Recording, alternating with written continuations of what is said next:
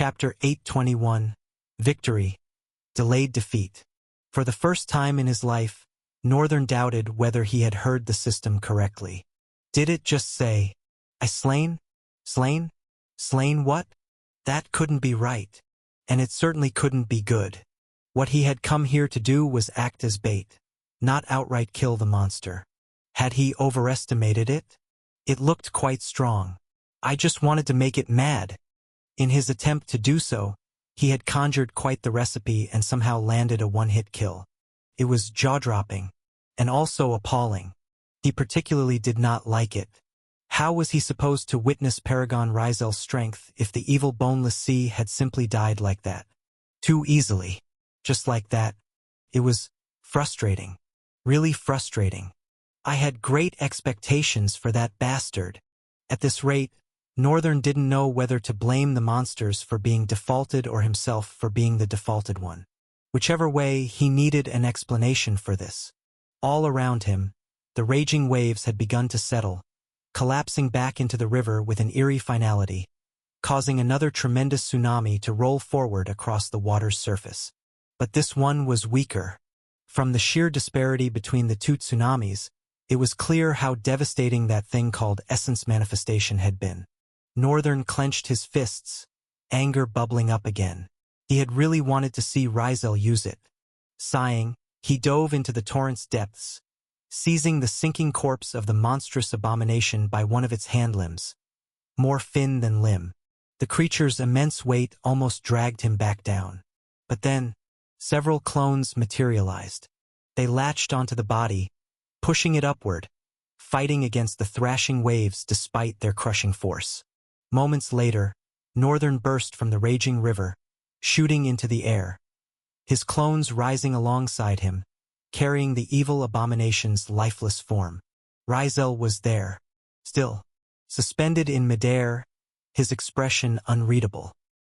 His confident front had cracked the moment he sensed the unholy presence vanish. The lingering traces of its manifestation were already crumbling. Something was definitely wrong. But Rizel refused to jump to conclusions. Even if he wanted to, he was too riddled, too baffled, and the only conclusion he could come to seemed impossible. If a sage could defeat not just an ordinary behemoth, but a catastrophic one, then the world would be a far better place. So there was no way in this hellish world, that it was possible. However, Northern remained floating in the air, his clones carrying the lifeless mass of the abomination. And from what he could tell, it was undoubtedly that darned creature that had been controlling the storm. The halo of rotten flesh gripped by one of his sage clones was proof of it. Northern flew toward the Paragon, whose expression was unervingly stiff. His bewilderment carefully suppressed, waiting for a proper explanation. His confident demeanor alone demanded an answer. He wasn't angry. Rather, he was confused. Very confused. "Ral, what is going on?" Northern scratched the back of his head, chuckling sheepishly. "I think I might have killed it by mistake." The Paragon frowned. "You killed it by mistake? A catastrophic behemoth?" Northern gulped. He stayed silent for a moment, then finally admitted, "It seems so." The Paragon didn't say anything at first. Suspended in the air, he simply reached into the pocket of his pants, retrieving a pipe and a strange flame sparker. With a quiet flick, he lit the pot of the pipe, taking a slow drag before tucking the spark device back into his pocket. Then, exhaling a stream of smoke through his mouth and nose, he fixed Northern with a calmly intrigued gaze. "All right, Ral. Please come again." A pause. "What did you say just now?" The situation in the trade city had calmed considerably. Most of the invading monsters, both on river and in the air, had been ruthlessly dealt with, and a cohort of 3 immensely powerful drifters had played a crucial role in turning the tide. The atmosphere buzzed with an unusual exhilaration as drifters dragged carcasses across the port, harvesting cores, slicing off chunks of meat, and passing them along for processing. Today's battle had been their best yet. They had lost only around 30 drifters, with even fewer injured, far better than previous encounters. And it was all thanks to those three ferocious forces. Since the start of this long and grueling fight, today had marked their lowest casualties. A real cause for celebration. Yet, beneath the cheerful air, a silent unease lingered. They all knew. Paragon Rizel and some mysterious sage had gone to confront the true catastrophe. For the Paragon to personally accompany someone else into battle, the enemy had to be monstrously powerful. The city held its breath. If the Paragon died, Lithia was doomed. None of them could afford that. They understood how precious, how crucial his existence was to their survival. Hundreds of thousands of lives depended on that single pillar of power. Then, someone pointed to the sky. A dot appeared, growing larger, larger with every passing second. Civilians and drifters alike raised their heads, squinting at the rapidly approaching figure. At first, horror crept into their eyes. But as the figures became clearer, that horror faded. Now they could see them, multiple humans, carrying a colossal, terrifying creature. Then, recognition struck. The Paragon, and another figure beside him. The Paragon had slain the behemoth. Victory was theirs. They would survive. Rizel turned his gaze toward Northern. "Are you sure you don't want credit for this?" His voice was casual, but his jade-green eyes gleamed with curiosity. "If the people knew you did it, you'd be revered." Northern shook his head as they slowly descended. "No, I don't. I'm a social recluse, so I wouldn't even know what to do with all that reverence." He paused, then added, "Instead, I hope you can do something else for me." The Paragon raised a brow. "Oh? What is that?" Northern smiled, tilting his head slightly. "Maybe take me hunting someday?" He paused. "And maybe spare me a few spars?" The Paragon threw his head back and let out a booming, intimidating laugh. "You?" He grinned. "You want to spar with me?" Northern scratched his temple, suddenly feeling a little awkward. After all, Rizel was older. Far older. "Well," Rizel smirked. "There's no problem with that, Ral."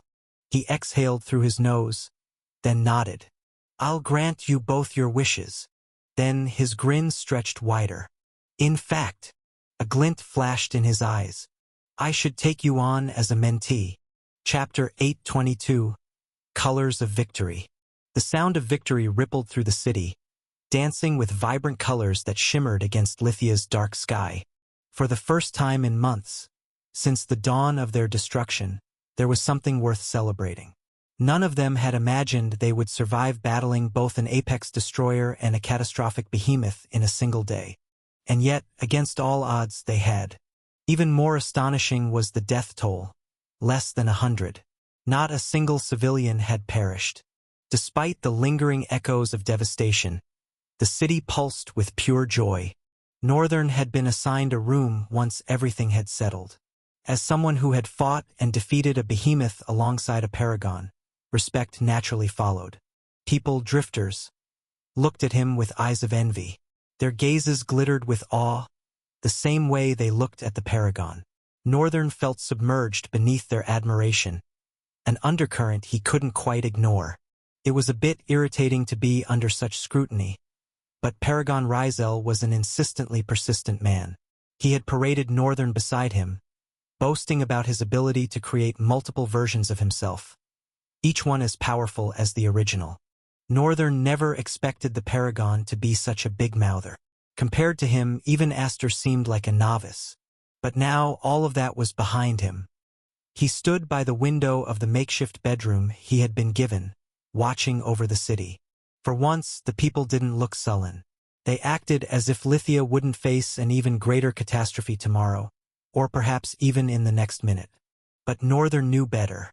The monsters were still out there, lurking just beyond the horizon, waiting their turn to strike. And then there was the shadow in Thrall, a damned nightmare that had escaped his grasp of death. He had no means of tracking it down. Northern frowned, forcing the thought aside. His gaze shifted to the heart of the city, where people feasted like ravenous beasts, tearing into massive chunks of meat. Their usual demureness had vanished. Who cares about being demure when death lurks at every corner? Northern folded his arms, exhaling softly. His eyes landed on Braham, who held a large cup of beer, speaking animatedly with a round-faced man, remarkably well-fed despite the ongoing calamity. Northern had already checked on Roma. Her condition was improving. Her skin had regained its vibrancy, her face no longer pallid. He could tell the nature's essence was truly healing her, working through the wooden coffin she had been encased in. Many others had recovered as well. According to Braham, most of the nearly dead drifters had fully healed and were already up and ready to enter battle. Northern couldn't help but be amazed at the rat's capabilities. Braham was the most resourceful person he had ever met. Still, Northern remained hesitant about copying his talent. He knew that if he copied it and evolved it, it would become incredibly useful. But the issue was, it seemed to benefit others more than it would benefit him. He already had chaos healing him constantly. A separate healing ability was unnecessary. Yet, the sheer brilliance of Braham's talent made it difficult to ignore. Satisfied, Northern had left his spirit linen with Braham. As long as his summon remained there, he didn't need to be present to copy the ability. When the time came, he would simply take the talent and dismiss the summon. That said, he had 2 more months until his penalty was finally over, until he could finally ascend to ephemeral. The past 4 months at the academy had been resourceful. He had mastered blacksmithing to its brim, and had even begun laying the foundation for a construction within the limitless void. In that regard, it was rather fortunate that he had come across Hao in Lithia. And Elliot, the clone he had assigned to Hao, had become remarkably useful. People, especially merchants, had grown fond of him amidst the disaster. Hao had spoken briefly with Northern, describing him as too nice. So much so that it sometimes troubled him to leave the clone on his own. Although Elliot was supremely obedient to Hao, he was also empathetic. He didn't mind being used as long as he could help others. And Northern remembered, he had once been like that too. That was what had led to his downfall. But at least Elliot, a clone, was immune to things like downfall and demise. Northern might have pitted him otherwise. Aside from his naivety and unnecessary bravado, Elliot had grown into a remarkably intelligent and creative engineer. His knowledge and creativity in the field were astonishing, and he had already taken on several projects. In fact, he had even opened up another avenue for how to monetize. The services Braham had pushed how to offer involved Elliot's skills as an engineer. Even in the midst of disaster, Elliot was constructing a luxurious space for the healer, with other drifters assisting. At first, Northern had been irritated. Braham clearly had his priorities misplaced, but the problem was no one dared to reprimand him for it. Not even Paragon Rizel. Either the man didn't know or he simply didn't care. As for those who did, they sucked up to Braham, too afraid to cross him, lest he decided not to heal them. Everyone desperately sought his favor, and it disgusted Northern. That was why he had already made a promise to himself. One day he would deal with Braham. One day he would strip him of his influence and make him a forsaken wretch. But not today. Not anytime soon. For now, he just wanted to rest his body. Tomorrow could be eventful or uneventful, but regardless, he had another tournament to fight. Then, he would wait for Roma to wake up, give her one final piece, and leave Lithia behind. Northern glanced at the door opposite him, his brows furrowing slightly. There was one more annoying thing he had unwittingly trapped himself into. Steadying his breath, he spoke evenly. "Jesai, I'm quite sure Paragon Rizel offered to provide you with a room. What are you doing standing by the door like that?"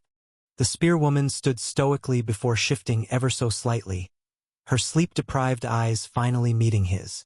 "Having been freed from the embrace of your soul at last, I find myself preferring your proximity to anyone else. And please, do not take this the wrong way, my liege." She hesitated, choosing her next words carefully. "If I were to speak plainly, I'd say, standing here like this feels like home." Chapter 823, Recount of the Void Summons. Northern sat on the throne of the Void Palace, leaning on one hand as he observed the dimly lit hall, where the ever-present azure flames danced in their usual silent rhythm. Beyond the flickering fire stood all his summons. Night Terror, Black Mamba, Revant, Byran, Shard Creeper, Light of Featherstone, and the Plague of Blood. Spirit Linen, the Stars Apparel, was absent. It had not participated in the battle within the dungeon either. Northern scrutinized each of them, his gaze sharp and unyielding. He began with Night Terror. The creature's lustrous black carapace bore crude marks, like the remnants of a vicious blade carving into metal armor. The crimson flames within his 4 eyes burned dimmer than usual, a clear sign of fatigue, the slow process of recovery still consuming him. Black Mamba, in contrast, had a body that adapted quickly. No visible wounds marred his form, but his right hand was missing. At the severed stump, flickering black flames danced, licking at the edges as the limb gradually regenerated. His eyes, however, were narrowed into slits, and his face carried a dark grace. Something wicked gleamed in the depths of his soul, reflecting in the glow of his gaze. Northern curled the corner of his lips. I don't know what he's thinking, but I like the look in his eyes. Shifting his attention, Northern studied Revant. The half-breed tyrant stood unbothered, cold, and without a single blemish. Compared to the others, he did not seem to have suffered any injury at all, or if he had, none that was visible. It's as difficult to read him as ever. Yet, through the mind's eye, Northern could discern most of Revant's intentions. Not his explicit thoughts, but fragments, traces of intent that flickered at the edges of his awareness. However, it worked in reverse as well. In truth, Northern had no way of knowing if Revant could explicitly read his mind. The ability had manifested through their bond, an awakening brought about by the half-breed tyrant's synchronization with him. It was the same with Link. Come to think of it, those abilities are categorized differently from my main ones. Could it be because they're tied to my summons? Just like how I maneuvered those copied talents for the Star Chasers. Northern fell silent for a moment, turning the thought over in his mind. Then he shifted his gaze to the next summon. This bastard. Byran, when he first arrived from the battle, was severely injured. Deep gashes covered his body, yet his regeneration, though a watered-down version of Northern's own, had already mended most of his visible wounds. Unlike his usual jovial self, Byran now wore a straight, solemn expression. Every facet of his demeanor radiated deference. His gaze steady, his posture respectful as he stood before the flames, acknowledging the existence that sat beyond them. Shard Creeper, the goat, was unharmed but noticeably taller, which indicated it had likely ascended to a new void rank. A whisper. Night Terror was an eclipse rank of the void. Black Mamba had reached the level of an emanation. Revant and Byran remained veils of the void. And now, the Void Goat had advanced to a whisper as well. Night Terror's superiority in rank also played a role in how overwhelmingly strong, and fundamentally different, he was perceived to be. Northern was satisfied with their growth. It was especially refreshing that they did not require his permission to evolve. As Void summons, their strength was their own to claim. And it seemed that the recent battle had left its mark on them. They were growing in ways that exhilarated him, and with how often they had been used lately, Northern was seeing a greater need to actively incorporate them into his plans. Each of them was formidable in their own right. His gaze shifted to the next summon. Light of Featherstone, Siegfried, a figure wrapped in a dark ensemble. His white radiant cloak billowed subtly, like the calming tides of wind. His helmet concealed his face entirely, the narrowed slits revealing nothing of the man within. At his waist, a sword rested in its scabbard. His golden gauntlet-clad hand sat elegantly atop the hilt, his stance regal, exuding unmatched nobility. Light of Featherstone had been far more scathed than he appeared now. Yet his recovery was absurdly short-lived. Even after enduring a brutal battle, he now looked as if he had bathed in some heavenly river, his presence perpetually radiating an almost intimidating level of divine aura. Then, Northern's eyes fell upon the Plague of Blood Crimson Lord, the tallest among them, a being of flowing blood, his form wrapped in an ethereal crimson robe, a smooth, crown-like helm adorning his head, emanating a menacing level of regality. But Plague of Blood was also among the most gravely injured. Deep lacerations marred the overlapping armor across his torso, and though the crude menace in his gaze still lingered, it was fainter than before. Northern leaned away from the throne's armrest, settling deeper into his seat. It seems the battle was truly brutal. A floor 20 boss monster? It's baffling. What the hell is that place? Byron took a step forward. Of them all, he was the most eccentric, yet he had naturally assumed the role of a leader, and it seemed the Sword King relished it. His voice, steady and brimming with respect, carried through the hall. Master, the monster is an apex destroyer. However, it is empowered by something else. That power is shared among its minions, making them significantly more difficult to handle. Each of them temporarily growing to be apex of destroyers themselves. We were outnumbered and outmatched. Northern leaned forward, his gaze sharpening. How is that even supposed to be possible? The moment they possess power of an apex destroyer, are they not supposed to turn against each other? Not if order is maintained by something far larger and more dangerous. Byron's words stirred something in his mind. It reminded him of what he had witnessed when battling the floor 10 boss monster. Back then, he had felt it too, that unsettling sensation. The abomination's strength had not been its own. It had been fueled by something else. And if his suspicions were correct. The Crimson Cloud. Chapter 8:24. A Bond. The Crimson Cloud was a grotesque and unsettling existence. Something that had no place in the world. And yet, no one seemed to know of its presence. Even Northern had dismissed it just as one of the wonders of the Central Plains, until he gazed into the abyss, and the abyss gazed back. Thousands of eyes, watching. Northern did not like it. If whatever dwelled within that crimson depth were ever set free, he doubted even his power would be enough to fight it. At least not at his current stage. But he was still a sage. Soon he would become an ascendant, and hopefully Paragon would follow soon after. Yet, despite knowing this, Northern felt no urgency to rush. Instead, he saw purpose in continuing his descent into the dungeon. The most terrifying part of it all, however, was something far more insidious. He was beginning to see Ruffsberger's point of view, and it was starting to look justifiable. But nothing could justify inherent wickedness. No matter what greater good Ruffsberg claimed to serve, abducting hundreds of children and throwing them into the unknown, into death, was an act of evil. Evil in its purest, deepest darkness. And that was the kind of man Ruffsberg was. Northern did not believe in the end justifying the means. No. What nonsense. A convenient lie the wicked told themselves to exist, to justify their actions, to feel less shame. The cruelty Northern had endured. He would return it to Ruffsberg, Paragon or not. But he would not be hypocritical and pretend there was no sense in Ruffsberger's logic.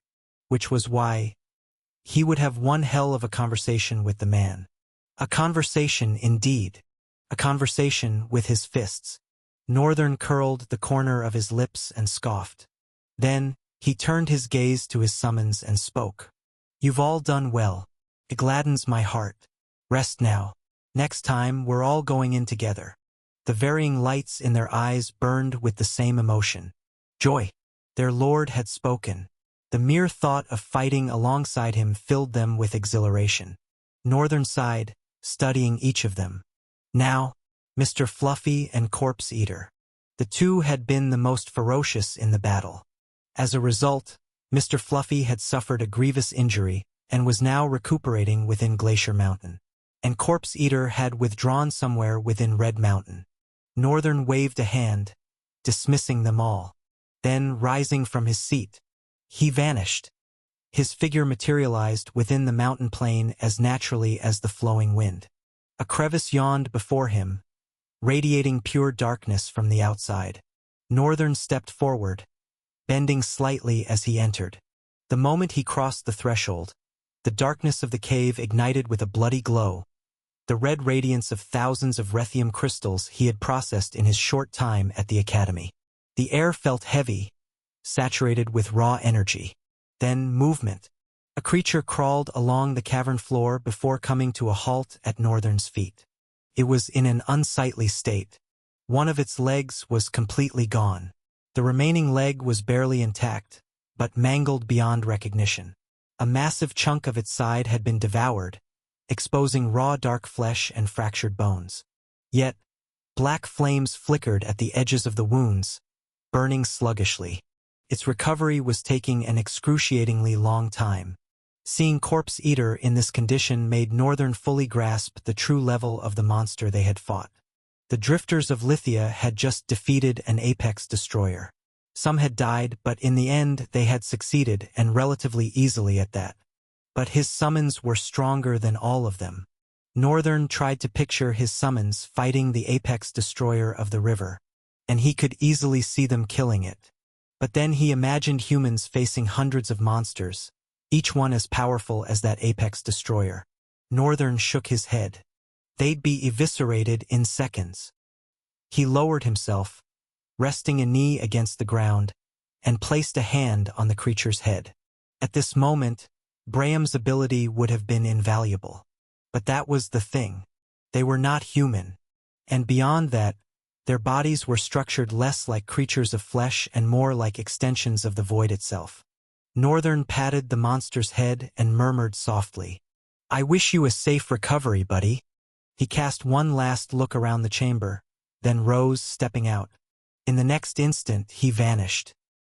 A howling wind tore through the glacier mountain, but its biting cold meant nothing to him. He continued down the frosted slope, the world around him carved in jagged ice and vast, endless snowfields. After several minutes, he reached a massive, open chasm, the entrance to a cavern buried deep within the mountain. Northern stepped inside. For several minutes, he walked through an unlit tunnel, his surroundings illuminated only by the soft, eerie blue glow of ice crystals growing along the walls. The deeper he went, the colder the air became. After a while, he finally reached a cave of abundant crystal minerals. They grew in clusters, scattered like frozen stars across the cavern, their soft luminescence painting the walls in eerie shades of blue and violet. A glowing stream meandered through the cavern's heart, its waters shimmering with ethereal light. Beyond it, Mr. Fluffy lay folded, his massive body rising and falling in slow, deliberate breaths, like the shifting of a mountain. His snow-white fur, thick and wild, fluttered faintly with each exhale. Yet, dark stains marred its pristine coat, crimson and obsidian, the residue of battle. A low growl rumbled from his throat as he sensed Northern's approach. Even injured, even at rest, Mr. Fluffy had grown. Larger, still missing a tail, still a devilish beast. As a devilish beast, he could transform into a bipedal monster, gaining tremendous power. But when he ascended to catastrophic beast, he had gained gigantification, a trait only usable while in his four-legged form. And yet, despite his current limitations, he had been exceptional in battle. Northern felt it clearly. Mr. Fluffy was stronger than most monsters of his caliber, and he couldn't wait to see what he would become as an apex beast. For a moment, Northern remained still. Then he reached out, running a hand through the beast's massive fur. It was thick, coarse in places, warm despite the cold cavern air. Northern smiled, patted him. This was strange for him, showing emotion. Yet, if he wanted to rely on them, on all of them, then he needed to build something more. A bond. And so, he forced himself to do these things. Because they were his. Chapter 825. There is someone behind the scenes. After finishing with his void summons, Northern did not return to the vicinity of Lithia, at least not in mind. Instead, his consciousness drifted to Verulanea, the estate where the students were gathered. By the time he arrived, his clone was already inside, pretending to be asleep. Or was it actually asleep? If Northern commanded it to rest, it probably would. Taking control of his clone, he sat up and glanced out the window. Tonight, the moonlight was especially bright. Both celestial bodies gazed upon him, as if the personification of the stars had borrowed a brilliant pair of goggles to survey the world. A cold wind rushed through the open window, filling the room with an icy bite. He didn't recall closing it. Not since the last time he had stepped out to meet the mercenaries. His thoughts wandered to them. All of them were dead. Except for Roma. Roma, too, would have been dead if not for him. And for what? A small frown settled on his face.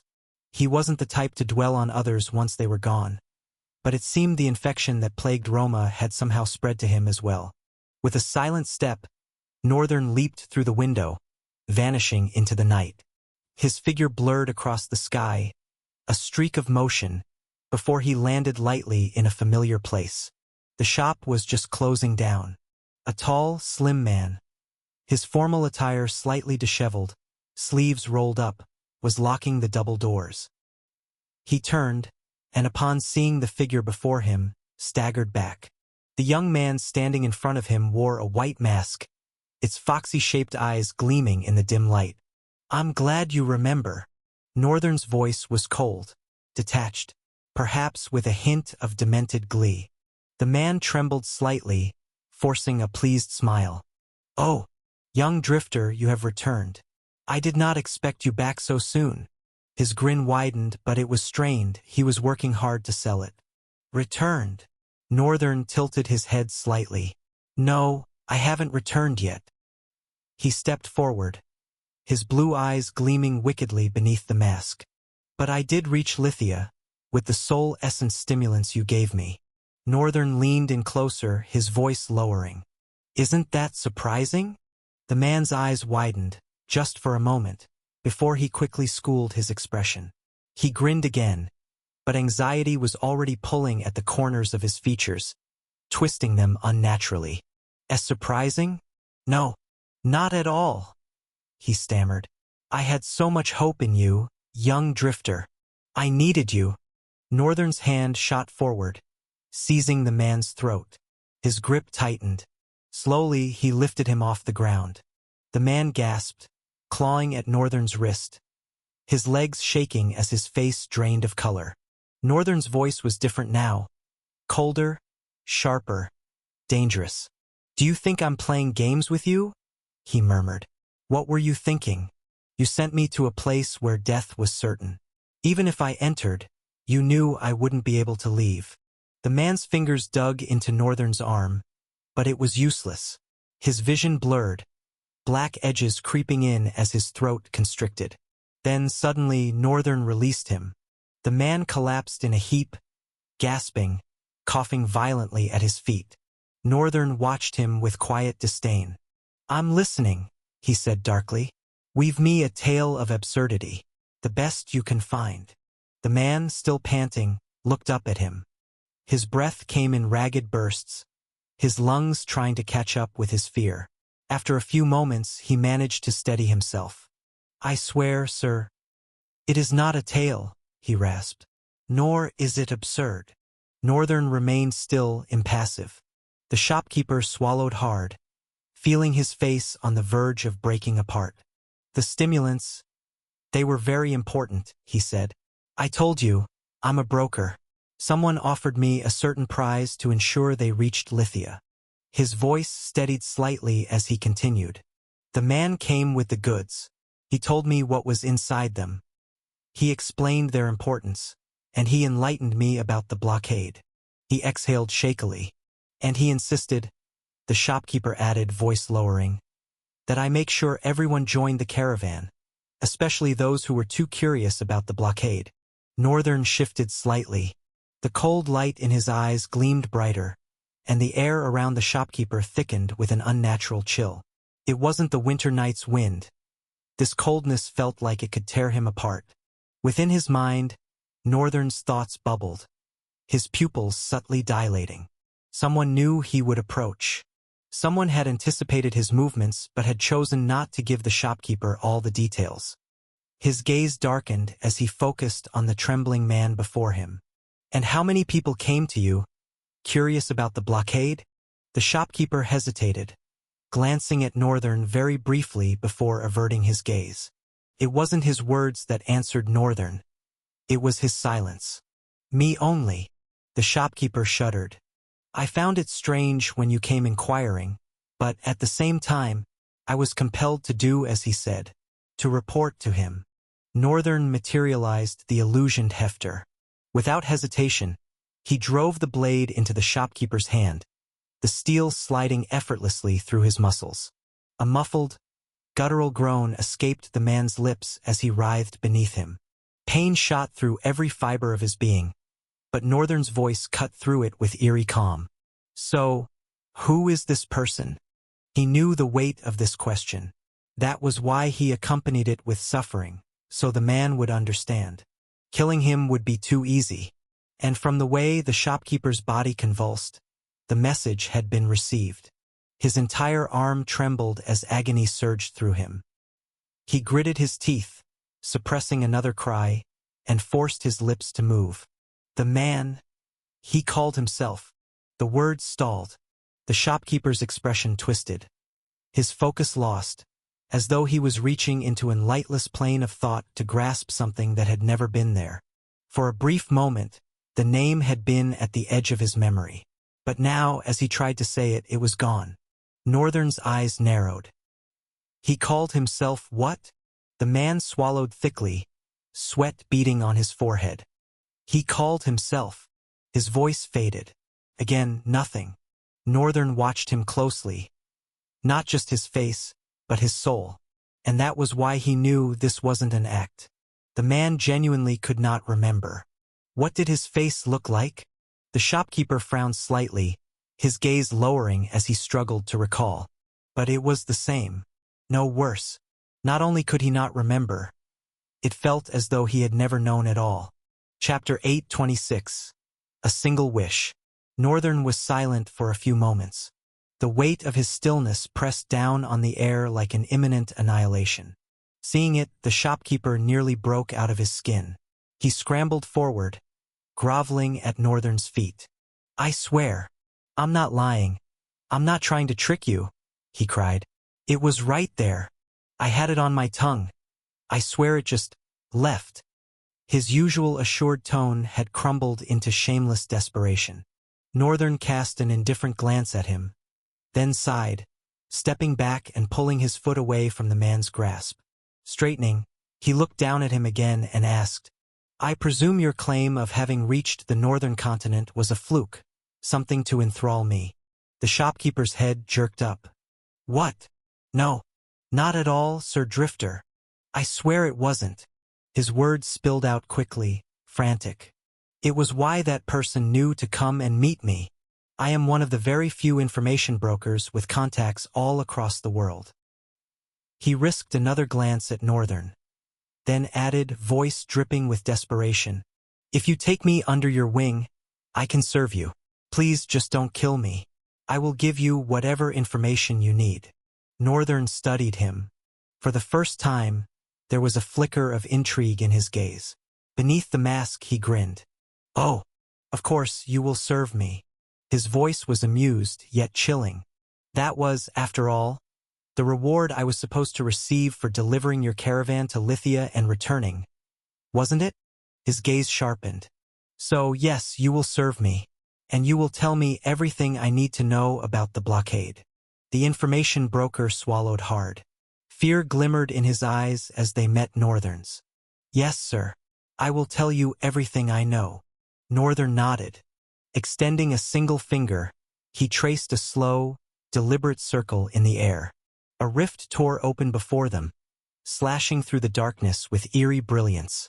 The shopkeeper recoiled, his body trembling. He had no words for what he was witnessing, only a raw, unexplainable fear clawing at his insides. Before he could process it, Northern grabbed him and stepped into the rift. The spatial tear sealed behind them instantly, leaving no trace. The shopkeeper staggered, disoriented. The scenery had changed entirely.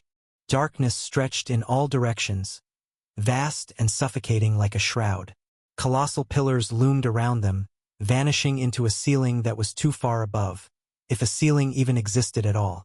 It was as if these pillars anchored certain parts of the darkness, preventing it from collapsing. Yet despite the oppressive blackness, strange azure lights flickered and danced in the distance, casting both a regal warmth and a bone-chilling cold over the air. The shopkeeper shuddered as unseen pressures crashed over him. A wave of emotions, foreign, overwhelming, slammed into him. His mind couldn't comprehend where he was standing. Northern paced in front of him, moving back and forth in a short, linear stride. Then finally he stopped. His azure gaze pierced through the man's trembling form. "Now," Northern said, his voice quiet, unwavering. "Go on. Tell me everything about the blockade." The shopkeeper trembled, his entire body barely holding together beneath the weight of Northern's gaze. It was the look of a predator, sharp, unrelenting, ready to rip him apart at the slightest provocation. But that look demanded answers. There was no escaping this. He had to start talking. He swallowed hard, fear not only in his eyes but woven into the very tremor of his voice. "The blockade. It's more than what it appears to be," he began, his words quivering. "On the surface, it looks like a push to awaken the nations, to force them to see that the military is serious about the revolution." He paused, inhaling shakily. "But in truth, that's not the goal.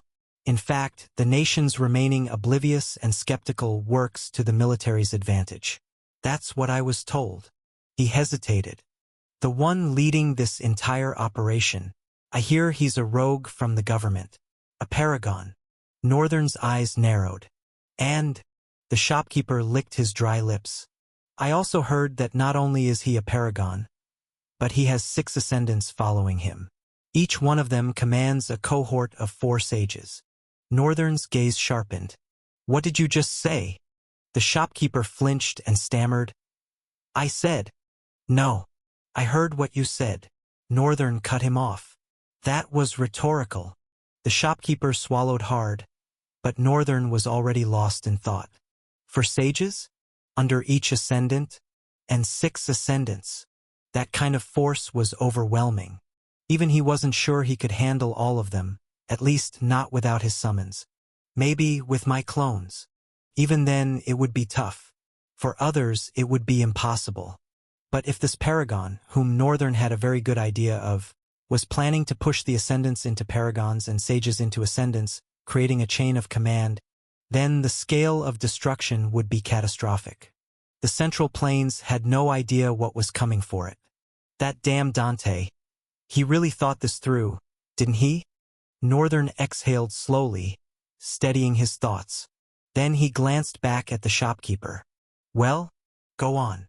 The man continued, his body trembling, whether from the pain in his hand or the sheer terror of the being standing before him, or perhaps both.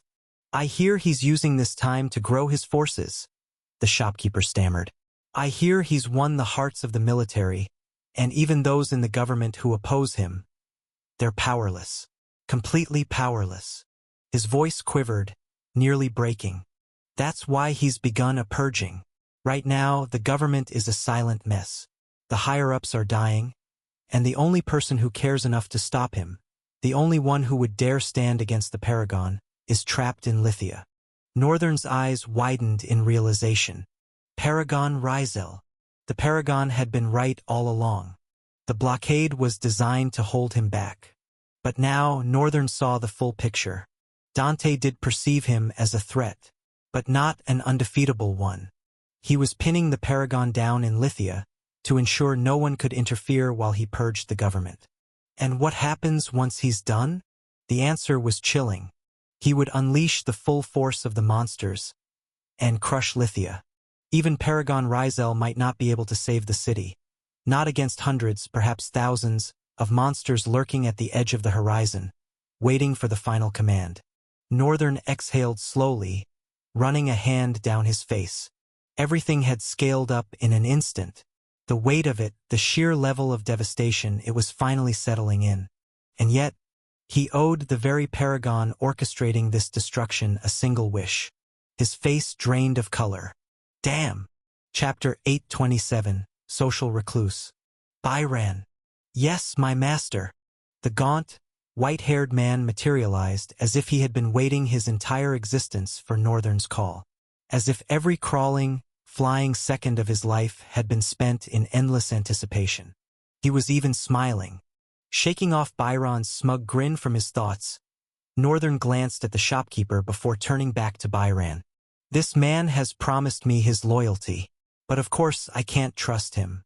So, I want you to break him, reshape him in such a way that he understands he has only one choice, to be my servant. If he so much as thinks of doing otherwise, he should come to know that there exists a fate far worse than death. The shopkeeper's face lost all color as Northern's words sank into his bones. His gaze darted toward the strangely approachable yet inexplicably foreboding man before him. Byron looked as though he were suppressing something unfathomably malignant beneath his skin, something coiled and waiting. Northern turned back to the trembling shopkeeper, tapping him lightly on the shoulder. "We will meet again soon." The shopkeeper tried to speak, but his words tumbled over themselves, refusing to escape his mouth. Byron, meanwhile, was already grinning at him, his piercing blue eyes glinting with something that looked disturbingly close to enjoyment. The shopkeeper had no idea what was unfolding, but he feared greatly. His heart slammed wildly against his ribs. Northern disappeared from the limitless void, leaving the two of them alone. Back in his room, Northern lay down to steal a few hours of rest. Even if his consciousness was in the body of a clone, sleep functioned the same way regardless. But the peace did not last long. A deafening clang shattered the estate's stillness, the estate bell, ringing loud enough to scrape against the bones of dawn. Students were already moving through the halls, many heading toward breakfast. Their conversations were a buzz of lingering excitement from yesterday's battles. Almost every fight had been exhilarating, but one, in particular, had left jaws unhinged. A certain student had demonstrated an overwhelming level of power, enough to make people question if even the student council president could stand against him. But after witnessing the council president's own battle, that question had become even harder to answer. Northern had accessed the memory the moment he entered his clone, and it was exactly as he had suspected. The student council president, for someone of her caliber, was formidable. But the most striking thing? She had fought without even using her talent ability. And yet, alone, she had crushed 3 opponents. Northern was beyond impressed. As for whether she could defeat him, he scoffed to himself. He was out here killing behemoths by accident. Maybe I should stop pretending I don't know exactly what I am. Northern sighed and stepped into the bathroom. A few moments later, he emerged, feeling refreshed, his damp hair clinging to his forehead. Since this was just a clone, certain abilities of advanced cloning allowed him to replicate items along with his body, an ability he had obtained long ago. Most abilities didn't stay distinct forever. The system had a way of either integrating them into his body or absorbing them into the passiveness of his abilities. For instance, when he created a clone, it automatically duplicated whatever he was wearing. Initially, this ability had limitations, but after acquiring the skill to clone objects, those restrictions had vanished. Yet, over time, that ability had been absorbed into his clones, meaning he could no longer individually clone objects anymore. If he looked at it introspectively, it almost felt like the system itself was restricting him in subtle ways. And yet, at the same time, it was granting him do-it-yourself capabilities and other remarkable quirks, powers that had made his current level of strength even possible. Still, Northern couldn't shake the wariness he felt toward the system, and toward void and chaos. Whatever he planned to do, he knew he had to keep suppressing them. But that didn't mean he was without his own schemes.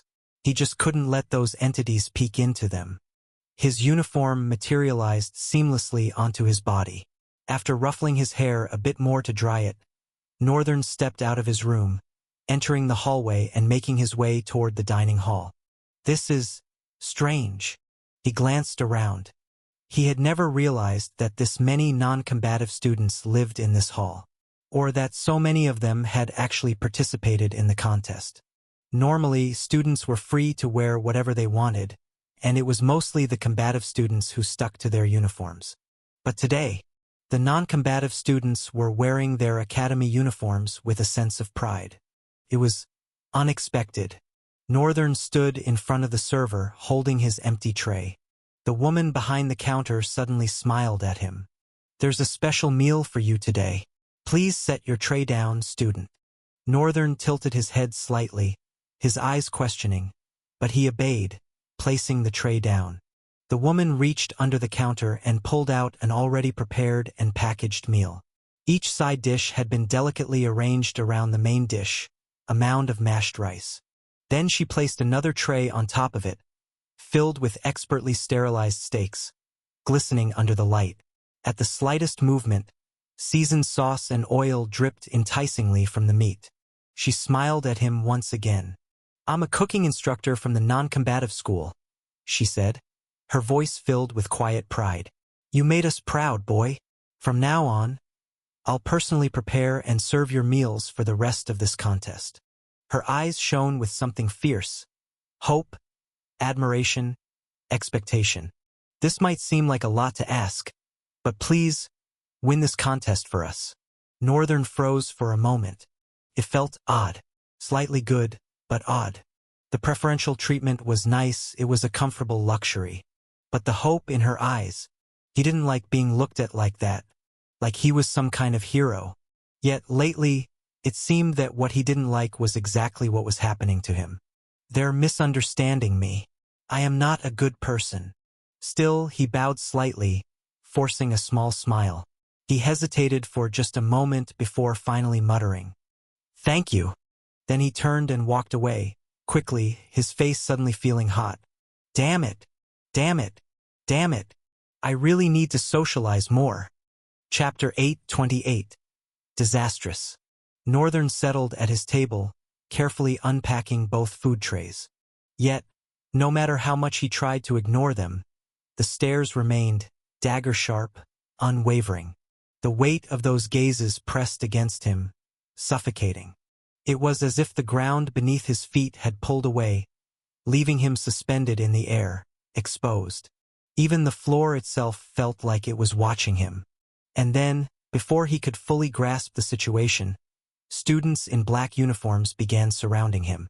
One after another, they took seats at his table, murmuring in hushed voices, strange lights flickering in their eyes.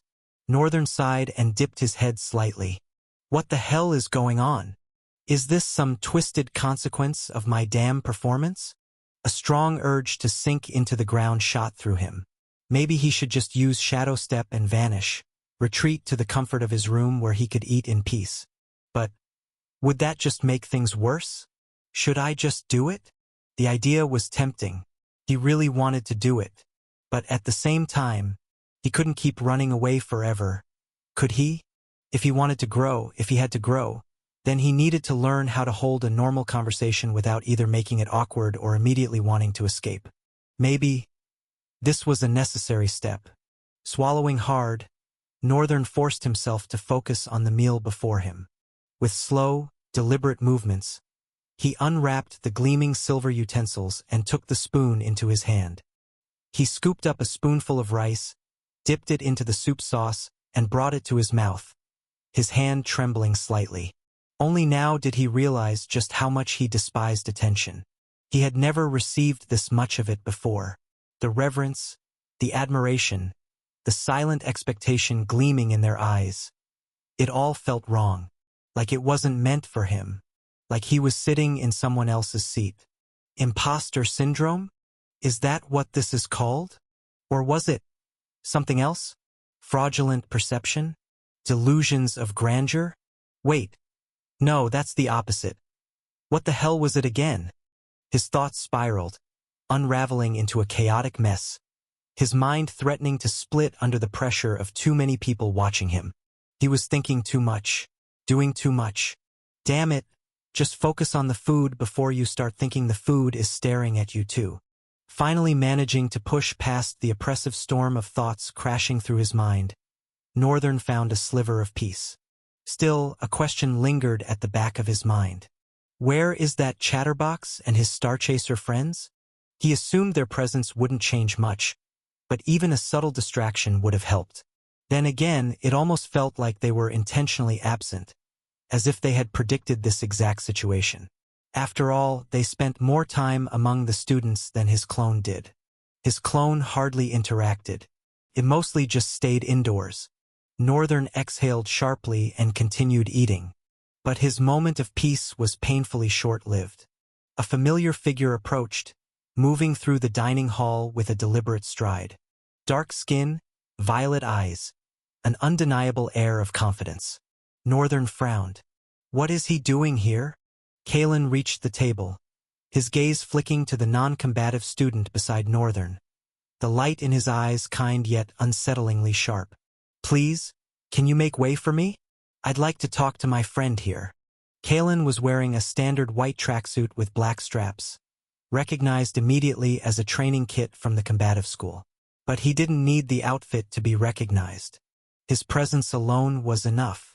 His unique skin tone, his family's unwavering prestige, the mystical allure that clung to him like a second skin. It all demanded respect. The student gulped, his eyes widening in silent reverence, his expression practically screaming, "He spoke to me!"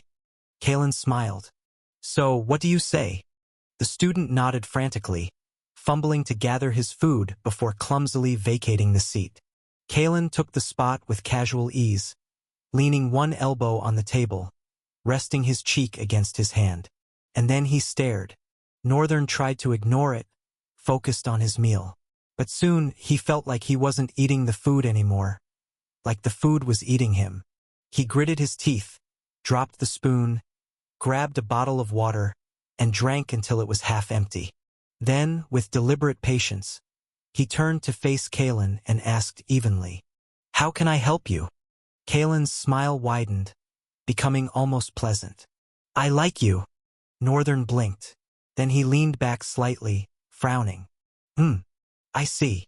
He placed his hands on the table and sighed. "I've been told on several occasions how handsome I am, so I suppose it makes sense that you'd mistake me for that kind of person. Actually, I haven't really come out of the closet yet, but I can assure you," he exhaled dramatically, "I don't like you, and I never will.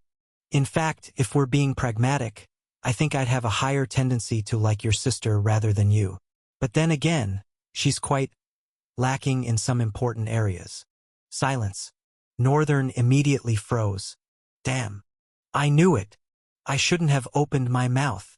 It was as if the sheer weight of his previous overthinking had compressed into this very moment, squeezing words out of his mouth with zero time for him to process them.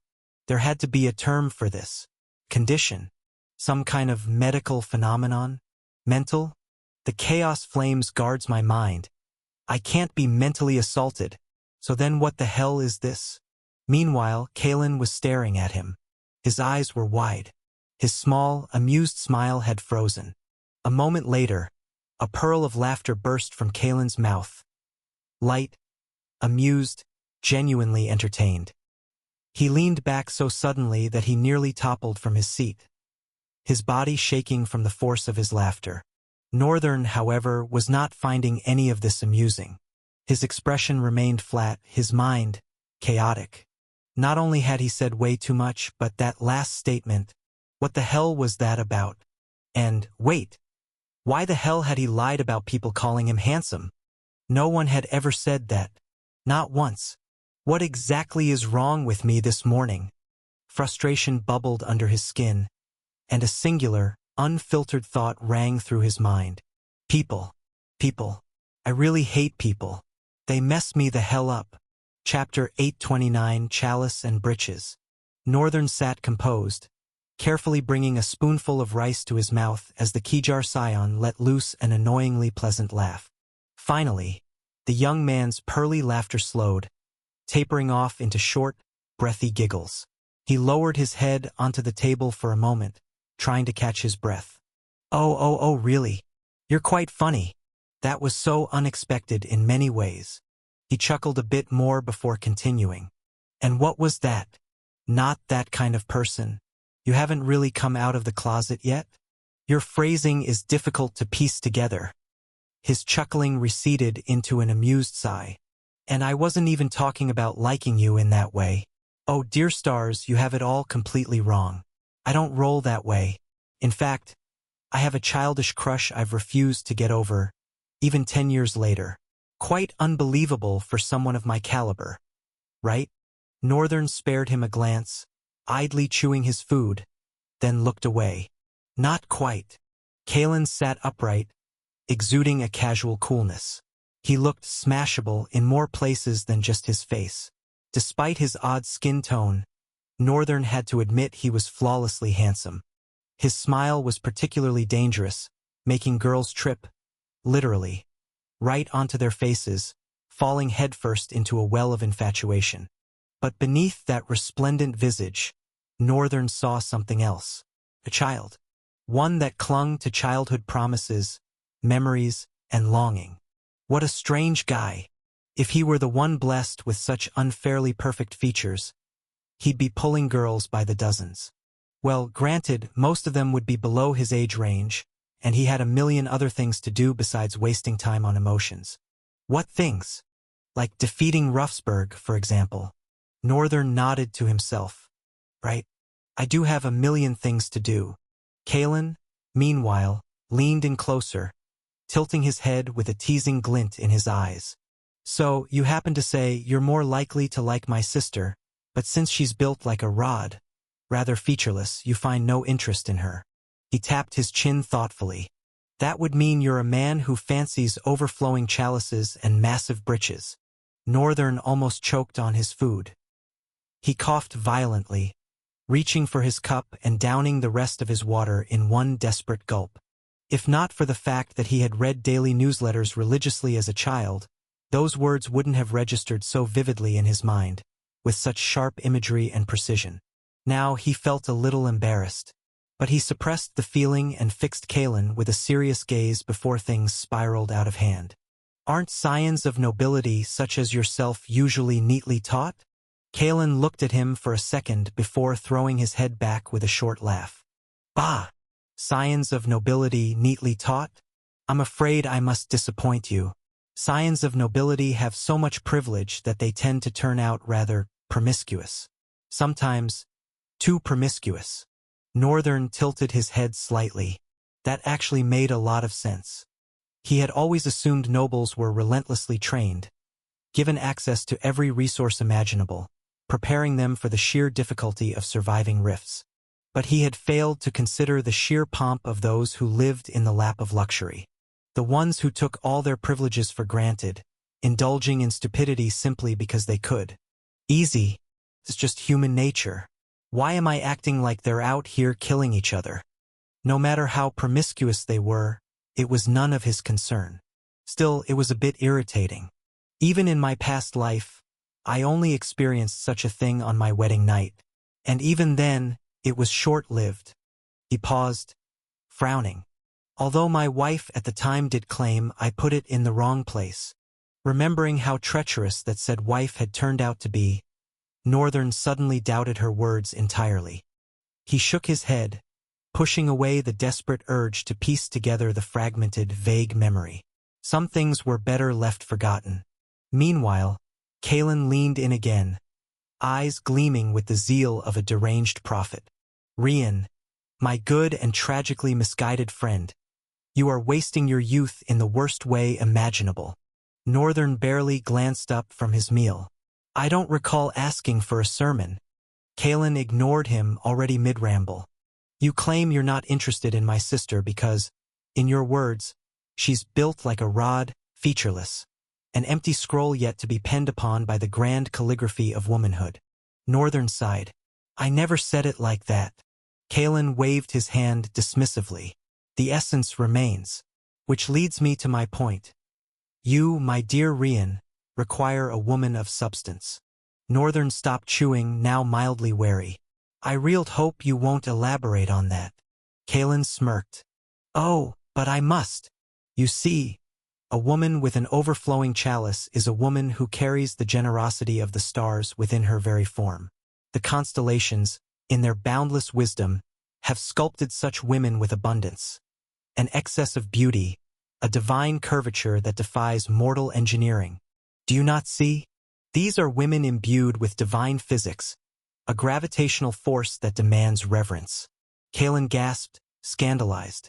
Suggesting? No, I am declaring. Why else do poets compare them to moons? Why speak of pillows of paradise? Even history agrees. Do you think conquerors fought wars for mere territory? No, my friend. They sought the chalices. Northern massaged his temples. That is the dumbest thing I've ever heard. Kalen wasn't finished. And let's not forget the massive breeches. Have you ever seen a woman with hips so wide they look like they could carry the burdens of an empire? Those Northern are pillars of civilization. A woman with the right proportions can shift the very balance of power. Do you think it's a coincidence that history's most cunning queens were also sculpted like embodiment of effeminate stars? Northern exhaled slowly. So, in short, you're telling me that the fate of nations is decided by meaningless things? Kalen nodded gravely. Yes, and you, my friend, are spitting in the face of destiny by refusing them. Northern stared at him, completely deadpan. I train every day to kill rift-born abominations. And this is the battle you want me to fight? Kalen grinned. Hey, don't underestimate the gravity of this. It is important. It is destiny. A battle of willpower, my friend. I saw your level of strength in the contest. You have the power to accept this gift of nature. So tell me, will you embrace it? Or will you remain an unplucked fruit upon the barren tree of loneliness? Northern picked up his bottle and took a long, slow sip, contemplating the chain of decisions that had led him to this moment. Then, finally, he sighed. I should have just slept in Lithia. Chapter 830. Be careful what you wish for. Northern took a deep breath and exhaled sharply. Everything was gone. His appetite, his will to eat, and before him lay the potential of a supreme delicacy, an unfathomable feast of the gods. If not for this, whatever in the shell of a noble scion had decided to interrupt him. He inhaled sharply again, fixing a glare on Kalen as he exhaled, this time with deliberate control. So, in the end, the reason why you are here is because of your curiosity, isn't it? Kalen froze, blinking at Northern as if he'd been caught stealing from a divine pantry. Then he let out a wild, suspicious laugh, one that was jagged, unhinged, and maybe, just maybe, meant to cover something else. Sadly for him, Northern saw through that flimsy shield effortlessly. What? Curiosity. What kind of flimsy excuse? I'm talking about the next shape of history here. Yes, you could be the crux of an entire civilization to come. A living keystone, the bridge between what is and what should be. And all you have to do is take it. It's free. Nature's gift. Just reach out, seize it, sink your teeth in, devour it whole. His fist clenched as if he could physically grasp the abstract notion he'd just conjured. The last 3 words cracked like a whip from his mouth, his eyes burning with a manic spark of resolve. Northern looked at him with a sincerely disturbed frown. Then he sighed and shook his head. Don't worry about all that. Just get to the point, Kalen. What do you actually want? Kalen exhaled heavily, leaning back in his chair with a dramatic slump, like an actor who'd just been booed off stage. What a boring stick you are. He clicked his tongue and raised an eyebrow, smirking. You're insane. The entire school is going absolutely bonkers over you. And not the fun kind of bonkers, no, I mean full-on lunacy. As if clearing a rift in a day wasn't already an obscene flex, you just had to go and annihilate Euron. Euron, of all people. Euron. Northern tilted his head slightly. Who is that? Kalen blinked, stared, then threw his hands up. The name of the guy you turned into a public spectacle. Really? You don't even know his name. The Prince of Insects. Northern nodded slightly, nonchalant. Oh, I see now. He's another noble scion like you, isn't he? Kalen shook his head, a half-smile stretching across his lips. I don't understand you. You don't know Euron Paracuy. Do you at least know the southern kingdom of Paracuy? Northern hesitated for a moment before answering evenly. The Central Plains have so many countries jammed together it's impossible to remember all of them. I know a few, though. Take Verulania, for example. And there's Riamgard. Kalen folded his arms. Who doesn't know Riem Guard? He sighed, then leaned forward, gesturing vaguely as he explained. Perikui, they call it the city of insects. And Euron? He's its crown prince. A guy with a freakish connection to insect-type monsters, taming them like they're nothing. But it's more than just that. There's a nuance to his ability, something none of us can quite crack. It's not just control. People lose themselves when they go against him. Their will gets chewed up, digested, and spat back out as nothing more than submission. It's unsettling. And that is why most of us pray we never have to go against him. His lips quirked up, but something about the gesture lacked his usual bravado. Of course, there are exceptions. A few people can crush him, no problem. Take the student council president, for example. His smile faltered a little bit. That woman, she's something else. A force that doesn't just move. She shatters whatever stands in her way. Northern glanced down for a moment, remembering their first meeting. Whether because she was truly capable or because he'd been distracted, she had miraculously bypassed his spatial awareness, something not easily done. Not to mention, she was nimble, sharp, and carried a talent that seemed deeply tied to light. Ferocious. But in the end, talent abilities weren't about raw power. They were about how one wielded them. And that was a long, arduous game. Even he was still learning. Kalen looked around, then at the watch on his wrist. Oh dear stars. I've been so engrossed in this delightful conversation that I completely forgot the contest is about to start. He shot to his feet, stretching like a man waking from a pleasant nap, then beamed at Northern. It's going to be so much fun being your friend. My sister. Oh, she's been beside herself with admiration, completely overwhelmed by your strength. And she thinks you're her destiny. And honestly, I almost feel the same way, just in a very different direction. His eyes gleamed mischievously. But worry not. I shall personally convey your lack of interest. Though don't get your hopes up. She's tenacious, unyielding. She might just, resort to extreme measures to reshape, let's say, certain bodily factors to improve her chances. He winked, a playful grin dancing on his lips before he turned away, waving over his shoulder. Then he stopped and looked back. The air shifted, cooled, the easy playfulness in his tone thinning into something sharper, something laced with purpose. Oh, I almost forgot. His smile stretched, but this time it was something else, something keen. If we do cross paths in the duel, please go all out. He tilted his head slightly, voice smooth, deliberate. I want to be the person who defeats you, not half-heartedly. With that, the Kijar Scion walked off, hands slipping casually into his pockets, his figure blending into the shifting movement of the dining hall. Northern sat there. All out? He mouthed the words, letting them settle, letting them dig into the marrow of his mind. Him? Going all out? Why should he? For what reason? The fate of the world was not at stake. There was nothing to gain, nothing to prove. If he went all out, the entire Colosseum wouldn't survive it, and the people within would die. His expression darkened, something cold pooling in his chest. A whisper of a thought brushed against his mind. Be careful what you wish for. This guy, Kalen, he had no idea what he was wishing for. Chapter 831. Self-reproach. The duel contest resumed from where it had left off the previous day. By now, most students had either proven themselves worthy to advance to the next stage or had been defeated.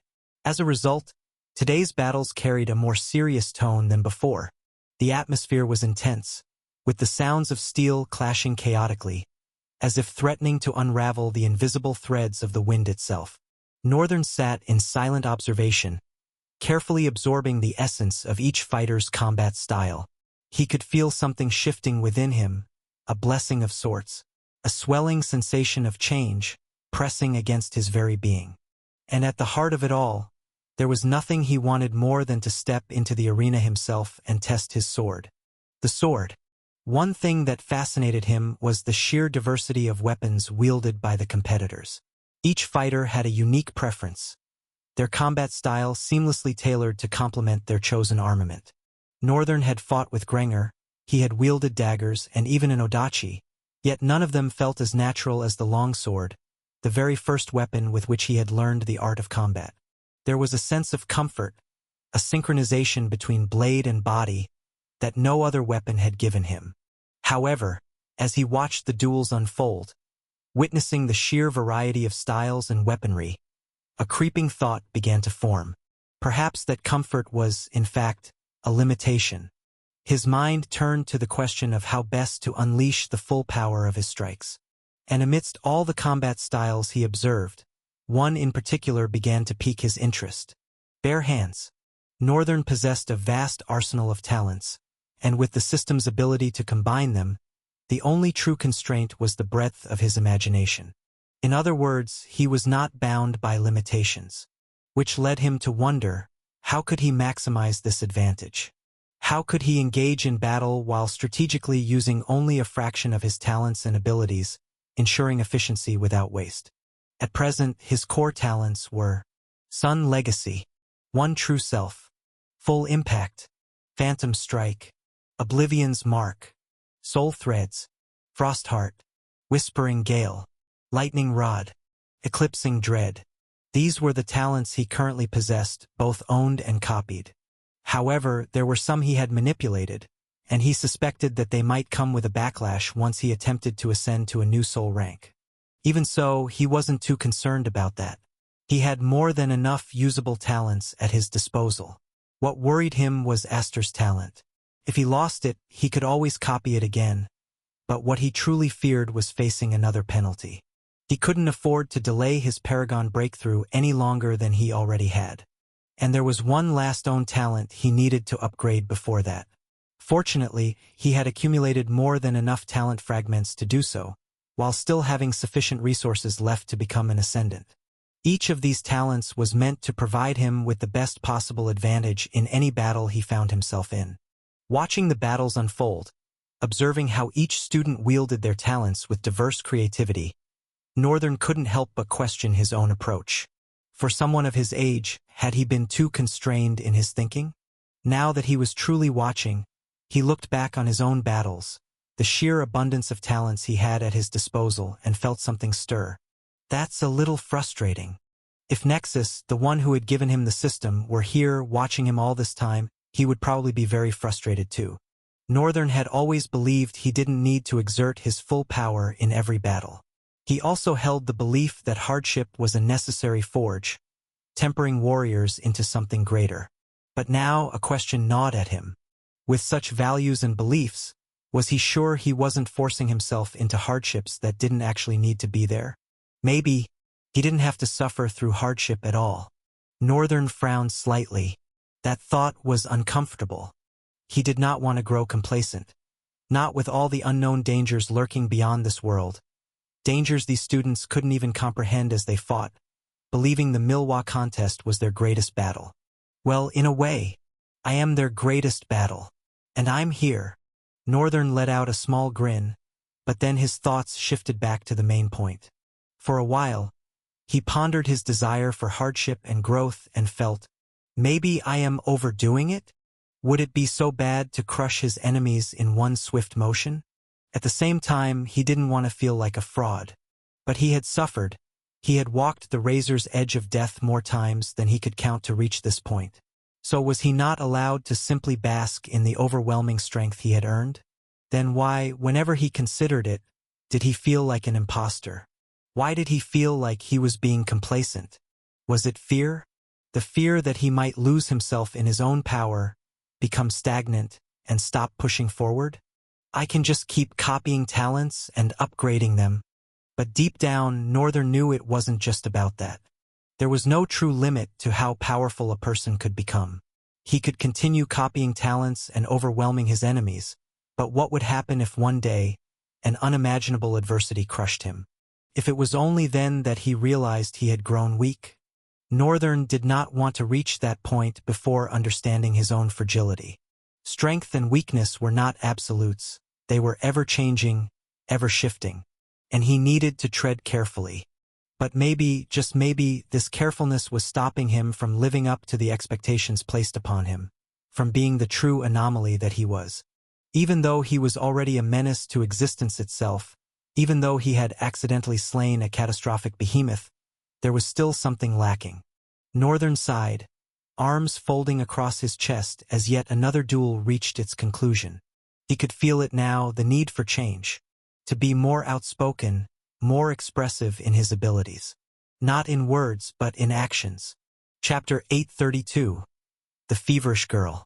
Northern watched as the next few fights unfolded, taking particular note of the student council matches. He also observed Kalen and his sister's battle with interest.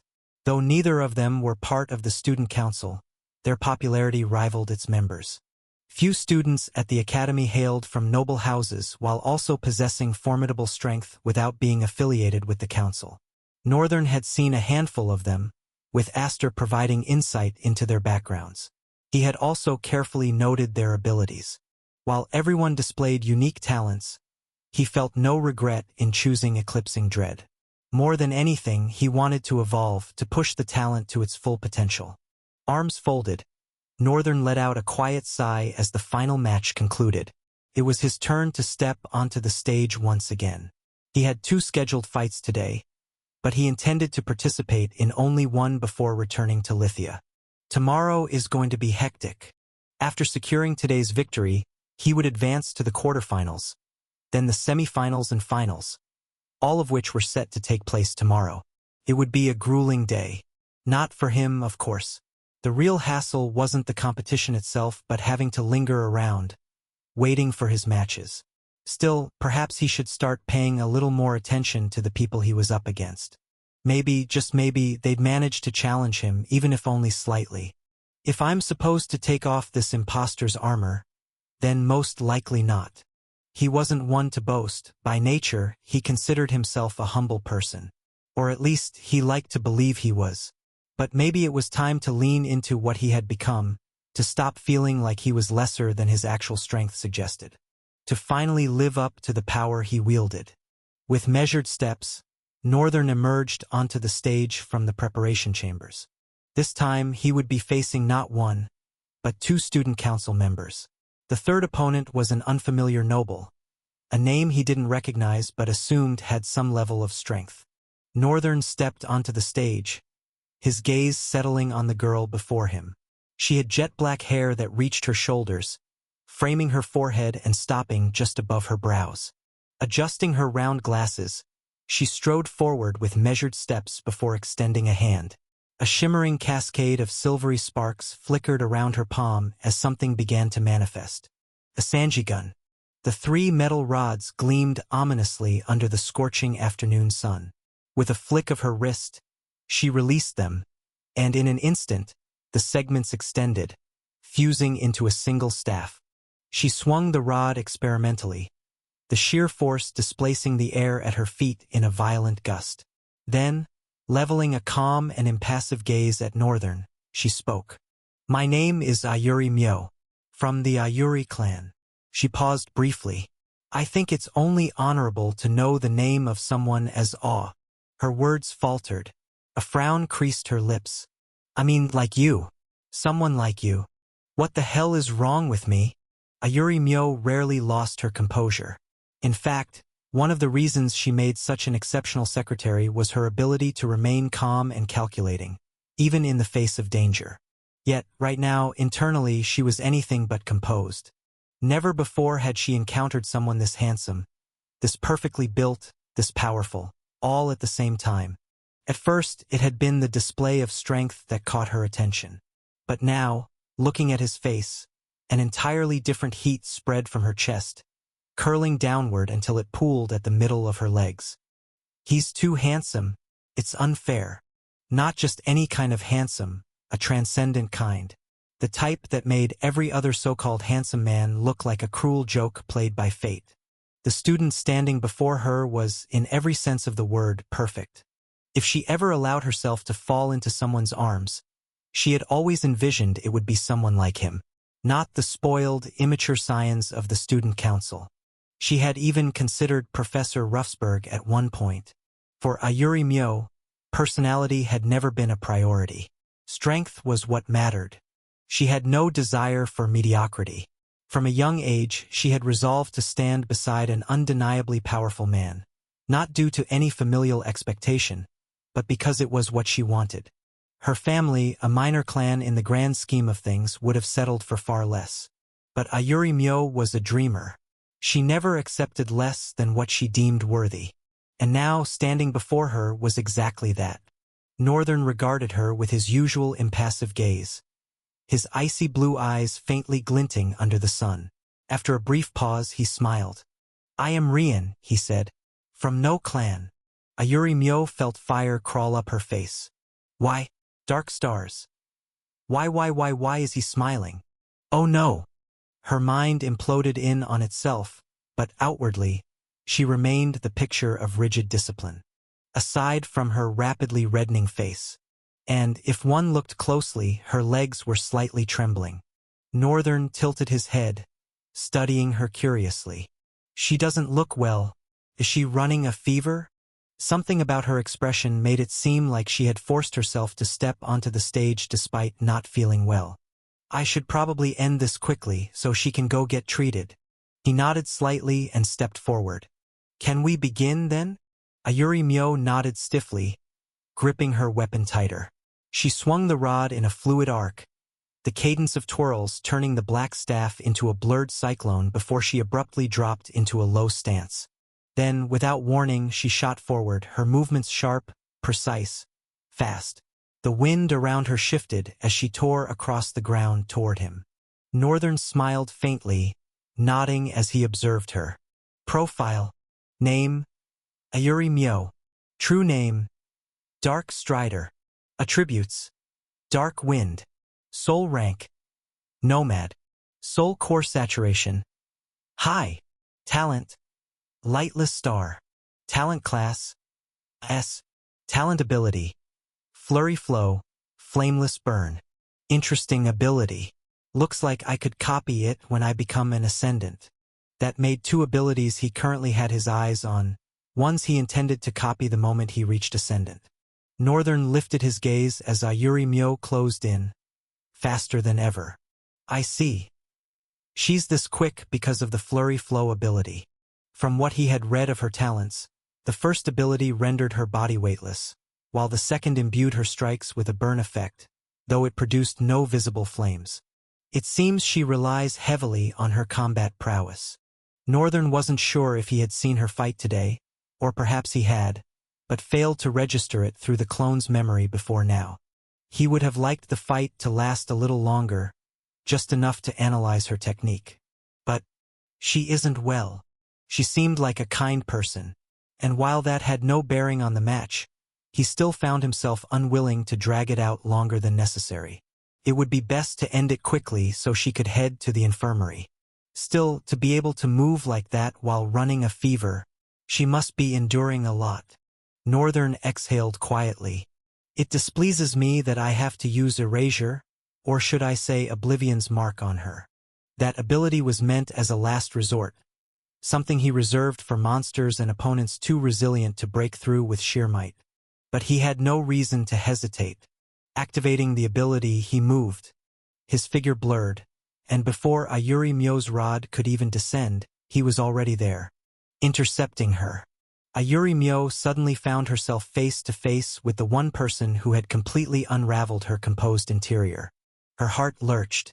Her breath broke with wide gaps. Her entire body quaked. She felt as if she was about to evaporate into steam.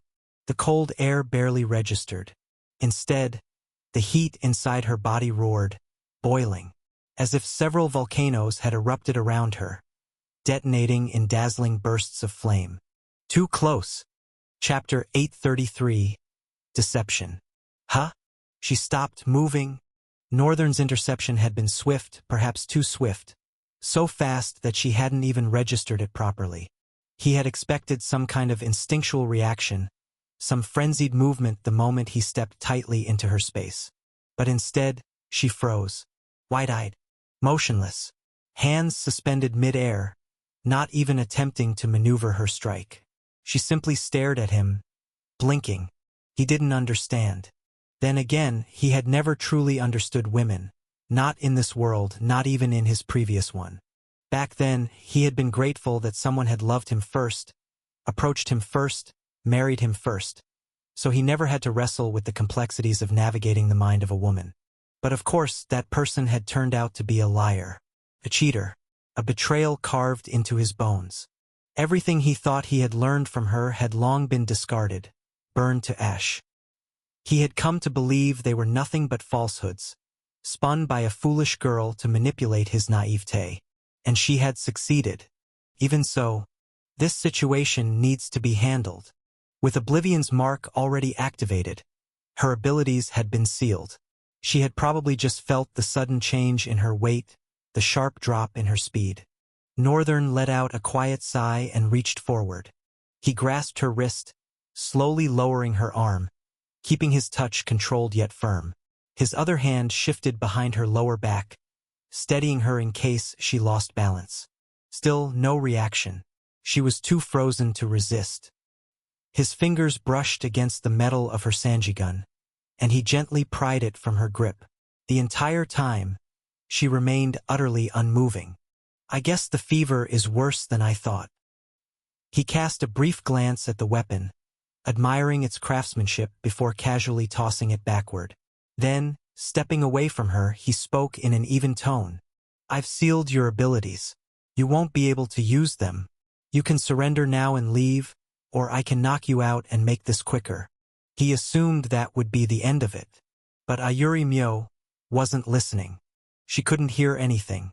Her world was exploding. Not with fear, not with panic, but with a blinding, euphoric detonation of dark stars. Beautiful, all-consuming, inescapable. When he touched her hand, she had felt it. A tingling sensation that rippled through her body, declaring the arrival of her conqueror, announcing the inevitability of her submission. Surrender. The word echoed in her mind, but the rest of his sentence was lost. She did surrender. She had already surrendered. And then, without a moment's hesitation, she blurted out, "Of course, I would surrender to you. Please, make good use of me." Northern stared at her. His expression barely shifted, but internally, there was a distinct sensation of discomfort crawling along his spine. The way her dark eyes gleamed burned, with something fervent, something dangerous, struck an uneasy chord within him. Somehow, he saw the shadow of a certain person lurking beneath that gaze, and it made his skin crawl. Something feels off. Am I misunderstanding something? Northern stood there, sincerely perplexed as Ayuri Myo remained in front of him, staring at him in an oddly unsettling way. The arena had fallen into a brief silence, as if everyone was waiting for something. Then he sighed. I guess I'll just knock her out.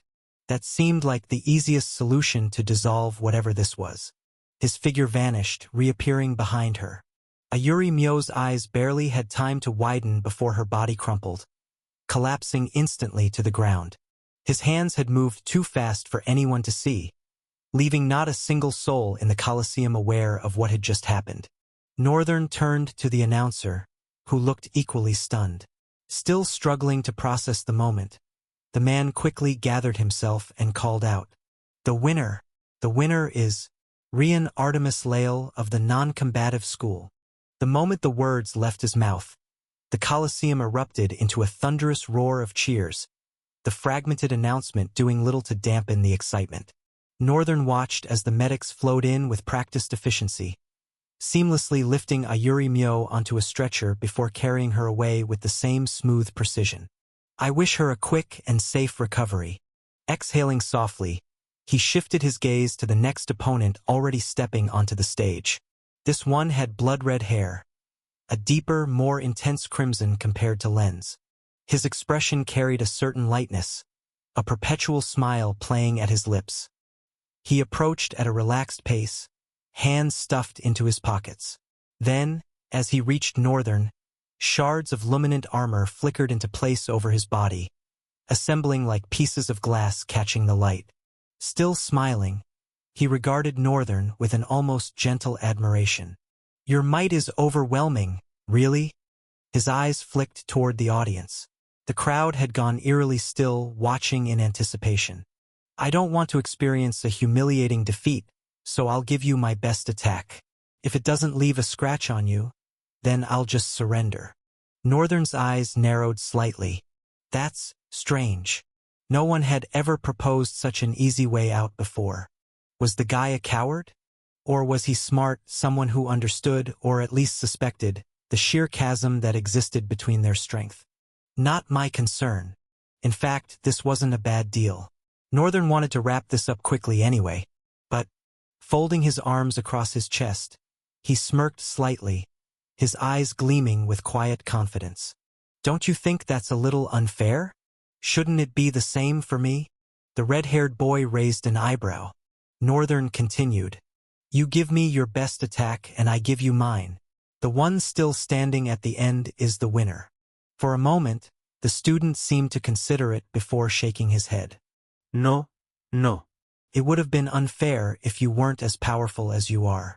But yesterday already proved to all of us that you're like an impregnable wall. He chuckled dryly, shaking his head again. We're terrified of fighting you. Strangely enough, Mio's really excited about it, but that's none of my business. He sighed. I mean, we're all terrified of you. So, save us a little public embarrassment, okay? Northern averted his gaze for a moment, scratching his cheek awkwardly. He sighed. Then let's do it this way instead. The red-haired student's eyes lifted expectantly. Northern spoke evenly. I'll hit you with my weakest attack. If you're still standing, I'll surrender. It'll be my first official loss. The student visibly brightened. His eyes widened, excitement flashing in them like a glint of red steel. Oh, that's so generous of you. A wide grin stretched across his face. A little too wide. His eyes gleamed with something just a little bit off. Dark. Calculating. Hey, I never expected him to fall for it. I'm such a genius. Chapter 834. The Cost of Underestimation. It had become effortless for Northern to perceive the true essence of one's soul. Over time, a semblance of Chaos Eye's ability had rubbed off on his mundane sight as well.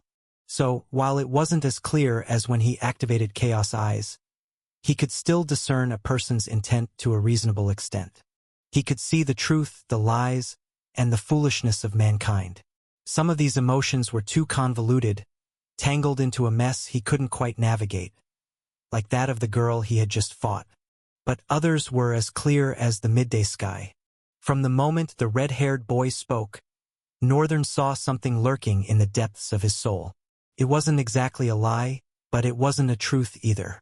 And the more the boy spoke, the more that things spiraled into a strange, creeping darkness. Then came the suggestion to use his weakest ability. Northern watched as that darkness settled, curling into a comfortable stillness. The boy was convinced. Through subtle manipulations, he believed he had steered Northern into making a rash decision. Of course, there was no way he could predict Northern's exact choice of words or actions. Instead, he relied on the overwhelming confidence that someone of Northern's caliber would inevitably display. And since Northern had coincidentally decided to lean into the persona of an overpowered character, everything seemed to unfold perfectly in the red-haired boy's favor. At least that's what it looked like. The real problem, and the reason Northern pitted him, was that the so-called weakest talent he had chosen, there was no way the boy would be able to defend it. It was a talent so absurdly cunning that even Void Force had struggled to defend against it. But since the boy had meticulously crafted such a delicate path to victory for himself, Northern wanted to believe he had a plan, however cowardly it seemed. So, in respect for his supposed preparedness, Northern would respond sincerely. With his weakest attack, he just might put his bone into it. I hope he entertains me a bit. The boy's body gleamed with radiant armor, its surface polished like a mirror. It caught the scorching afternoon light, bending and scattering it, flinging the brilliance straight into Northern's face. But Northern wasn't bothered. Chaos Eyes had altered his mundane sight in ways even he didn't fully comprehend. One of its lingering effects rendered him immune to light-based distractions. He could raise his gaze and stare into the heart of a blazing sun for hours, unaffected, unblinking. The rays could be sharp, piercing, but they never obscured what he needed to see. If anything, it was as if the very particles of light parted, clearing the way for his vision to pierce through. There was a force at play, a concept governed by chaos eyes, just as he could subtly influence gravity. So, the blinding radiance of the boy's armor did not faze him in the slightest. The boy, however, was grinning, pleased with himself as though he had already seized victory. "My name is Tristein Voldeberg of the Voldeberg clan." Northern gave a nod. What is with their manner of introducing themselves? It seemed only proper to return the gesture, though he saw little point in such formalities. He opened his mouth and spoke. "I am Rian, of no clan." Tristian's grin widened. He bobbed his head, exuding pure elation. "I am ready." Everything about him radiated confidence. He had accounted for two possible outcomes, two carefully calculated instances. Of course, both still carried the possibility of his demise, but his planning had been meticulous. After witnessing the first battle with Ayuri Myo, Tristein had noticed something crucial. The student hadn't used a single talent. That solidified his theory. Northern's primary abilities had to be tied to fire and ice. That was all he had displayed before. His flight, a complex interplay of those elements, heat and frost working in tandem, counterbalancing forces. And so, Tristein reached a conclusion. Northern's overwhelming offensive meant one thing: his defense would be lacking. That was the nature of elemental talents. They made for devastating attacks but often fell short in fortification. Ice could form thick walls, but in the end it was still ice, breakable. His laser would pierce through with ease. The same applied to fire. A wall of flames was no different from a wall of water. His attack would carve through it like a blade through parchment. And if Northern chose to go on the offensive instead, even better. Tristian's hand brushed over his armor, its weight a comforting presence. It had been a gift from his grandfather, a relic of the old world, an ancient armor, a treasure so rare that even paragons would wage wars to claim it. His grandfather had simply given it to him. The armor was said to be capable of deflecting even the full force of the daylight star itself. A chuckle rumbled in his throat, barely suppressed. "I love you, Granddad." This armor, this moment, was going to etch his name into the Academy's history. He could already hear the whispers of his legend forming. Tristein Voldeberg, the first student to defeat the boy whom the Academy thought they could never defeat. The one who put the strange, non-combative student to his place. His shoulders shook with barely contained laughter. Try as he might, he couldn't hold back the giddy excitement bubbling within him. Northern prepared his attack. Just as he had promised, it would be the weakest in his arsenal. The one talent he had never upgraded, had barely thought about, and had nearly forgotten. Whispering Gale.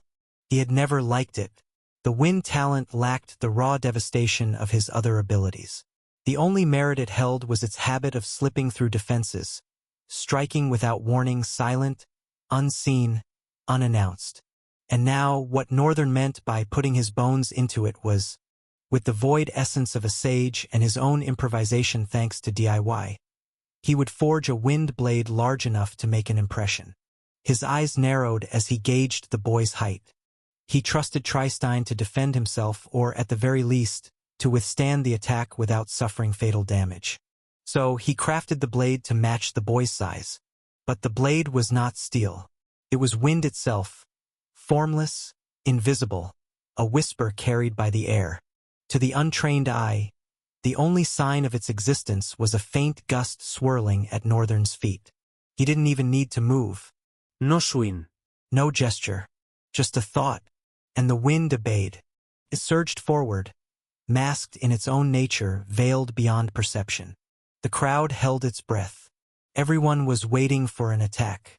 Even Tristein, practically trembling with anticipation, was soaked in the sweat of expectation. "Come on. Are you even Goy?" His words sliced apart. A terrible gore spilled forth, from his right shoulder, across his torso down to his right waist. Chapter 835. Hollow and empty. Tristein was waiting for it, bracing for it. He didn't know what trick Northern was about to pull, but he was certain of one thing: he would endure. He would defend against it all. He had witnessed the rain of comets Northern had unleashed upon Tever, the sheer annihilation, the unrelenting descent of destruction. And yet, even if the entire battlefield was reduced to ruin, even if every single soul perished, he wouldn't. The ancient armor ensured that. It would reflect all damage away from him. No attack could breach it. Not even a Paragon's attack could crack its defenses. It was an absurd, invincible force, standing as the bulwark against absolute devastation. No doubt about it, whatever Northern was preparing, even if it was his most fearsome strike, it would be reflected without consequence. And yet, why was that stars-forsaken student stalling? Tristein waited, seconds stretched, crawling. A strange mixture of anticipation and frustration twisted within him. It was maddening. The delay gnawed at him, scraping against his nerves like a dull blade. Still, he waited. And then he snapped. "Come on! Are you even Goy?" His words never finished. Something sliced the air silent. Sudden. Absolute. A gust of wind collided with him. No, it carved through him. The impact was instant. Horrific. A grotesque gore line erupted from his right shoulder, slashing down through his torso, rending flesh apart, carving straight to his right waist. Blood sprayed. Tristein staggered back, his eyes wide. Disbelief crashed over him in a suffocating wave. His breath retreated into his lungs. A strangled gasp of pain and confusion. He hadn't seen the attack, hadn't sensed it, hadn't even felt the moment it struck. But that wasn't the worst part. It had ignored the ancient armor. No, it hadn't even attacked the armor. It had passed through it. The realization was horrifying. The ancient armor, a relic item beyond comprehension, was meaningless. The force of the attack didn't shatter it, it split from the inside. Something surged up his throat. Blood. Thick. Warm. Uncontrollable. His mouth filled with the taste of iron as his legs wobbled beneath him. His mind clawed for an answer, but there was none. The world spun. Colors bled into a blur. Before he could grasp what had happened, his consciousness plunged into darkness. And then nothing. Northern watched, his expression subtly startled, as his opponent collapsed into a growing pool of his own blood. The medics rushed onto the stage this time. Faster, sharper, more urgent than before. There were more of them, moving with the precision of a well-rehearsed drill. Some carried first-aid kits, while others, healers, pressed glowing hands against the unconscious boy's chest, working desperately to stabilize him. Northern remained still, observing in silence. The crowd, too, held its breath. An eerie, awestruck hush settling over the Colosseum. No one had seen an attack. Not a flicker of movement. Not a single visible strike. Yet Tristein had fallen. Disbelief and terror stitched themselves into the spectators' wide-eyed expressions. Their gazes flitted between the unscathed Northern and the frantic medics tending to the casualty. Gasps, some sharp, some strangled, choked the throats of those trying to process what had just transpired. A short sequence of emergency procedures followed before the medics finally hoisted Tristein onto a stretcher and hurriedly carried him away, disappearing through the arena's exit. And then, as if released from a spell, the announcer hesitantly climbed onto the stage, his voice trembling with barely concealed fear as he declared the victor. At the sound of the announcement, the Colosseum erupted. The roar of the crowd rippled through the sky, deafening, exultant, frenzied.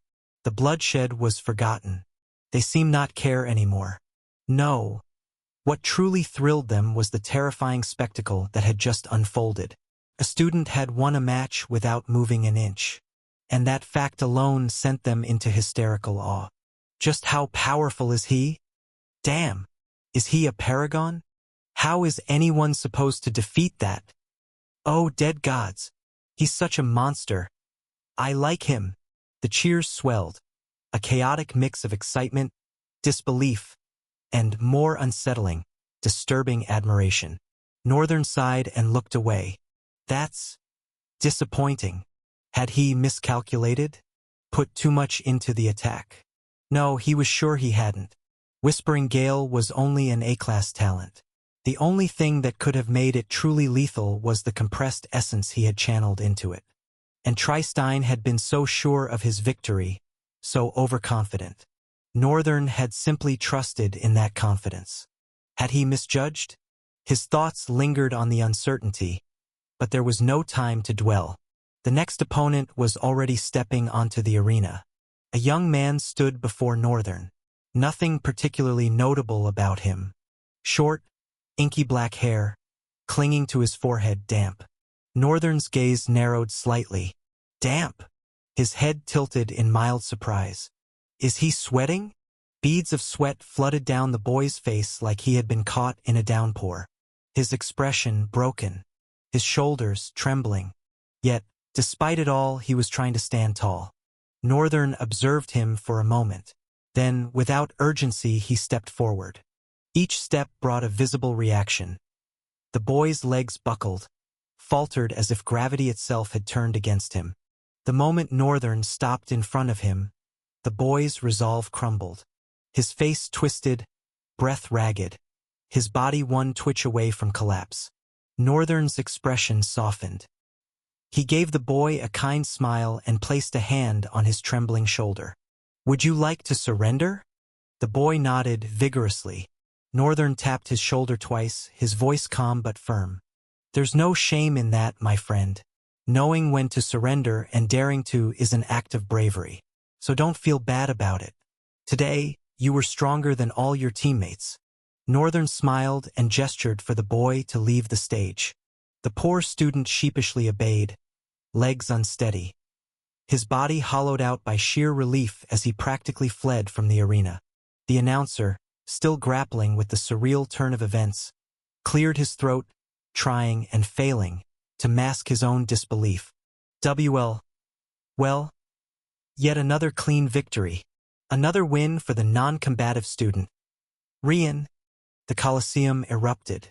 A deafening surge of cheers, chants, and praises flooded the air, voices overlapping in chaotic exultation. Northern glanced at them, all of them, and sighed. This got boring fast. The thrill had faded. The moment of awe, the sight of them holding their breath at his display of power, had been satisfying. Momentarily, but it was fleeting, hollow, unfulfilling. He had indulged in their reactions, yet they felt meaningless. I need to return to Lithia. Chapter 836. Damn Paragon. Northern returned to Lithia immediately, leaving his clone to handle matters for the rest of the day. Depending on how things unfolded, he might even let it continue until the end of the contest. Still, he remained skeptical. There were a few people he wanted to test himself against. Particularly the student council president and her team. That group intrigued him the most. For now, though, his focus shifted back to Lithia. The cramped space of his room felt slightly uncomfortable, not in size but in atmosphere. Despite the brilliant shafts of light that managed to seep through the small window, the corners remained stubbornly cloaked in shadows. Darkness clung there, unmoving. Northern exhaled and stood up. Over the past few hours, several people, acting under Paragon Rizel's instruction, had knocked on his door only to be met with silence. Now, for the first time in the day, even though noon had long arrived, his door finally creaked open. Jessie turned, her gaze settling on him as she bowed her head slightly. You've woken up. Yes, I have, Northern replied, meeting her eyes. He paused, observing her for a few moments before raising an eyebrow. How long have you been standing here? Jessie bowed her head again before answering. Not too long. I only came when I noticed people constantly disturbing your chambers. Northern regarded her with a dubious expression. And exactly how long was that, Jessie? She scrunched her face slightly, counting on her fingers before raising her head again. About 6 hours? I'm not sure. It was sometime around dawn. Northern stared at her blankly for a few moments before exhaling in resignation. Go get some rest. Oh wait, actually, I'm not even sure what you do. Just go socialize or something. Stop acting like you're a void summon. Northern waved a hand dismissively at Jesai as he strode forward. Within minutes, he was making his way down the hallway when a sudden voice boomed through the air. Oh my goodness! My mentee, Ral. Stars above. I've sent 1,000,000 people to find you. And now, here you are, arriving at just the right time. It took Northern a moment to pinpoint the voice. It came from behind a closed window near a door.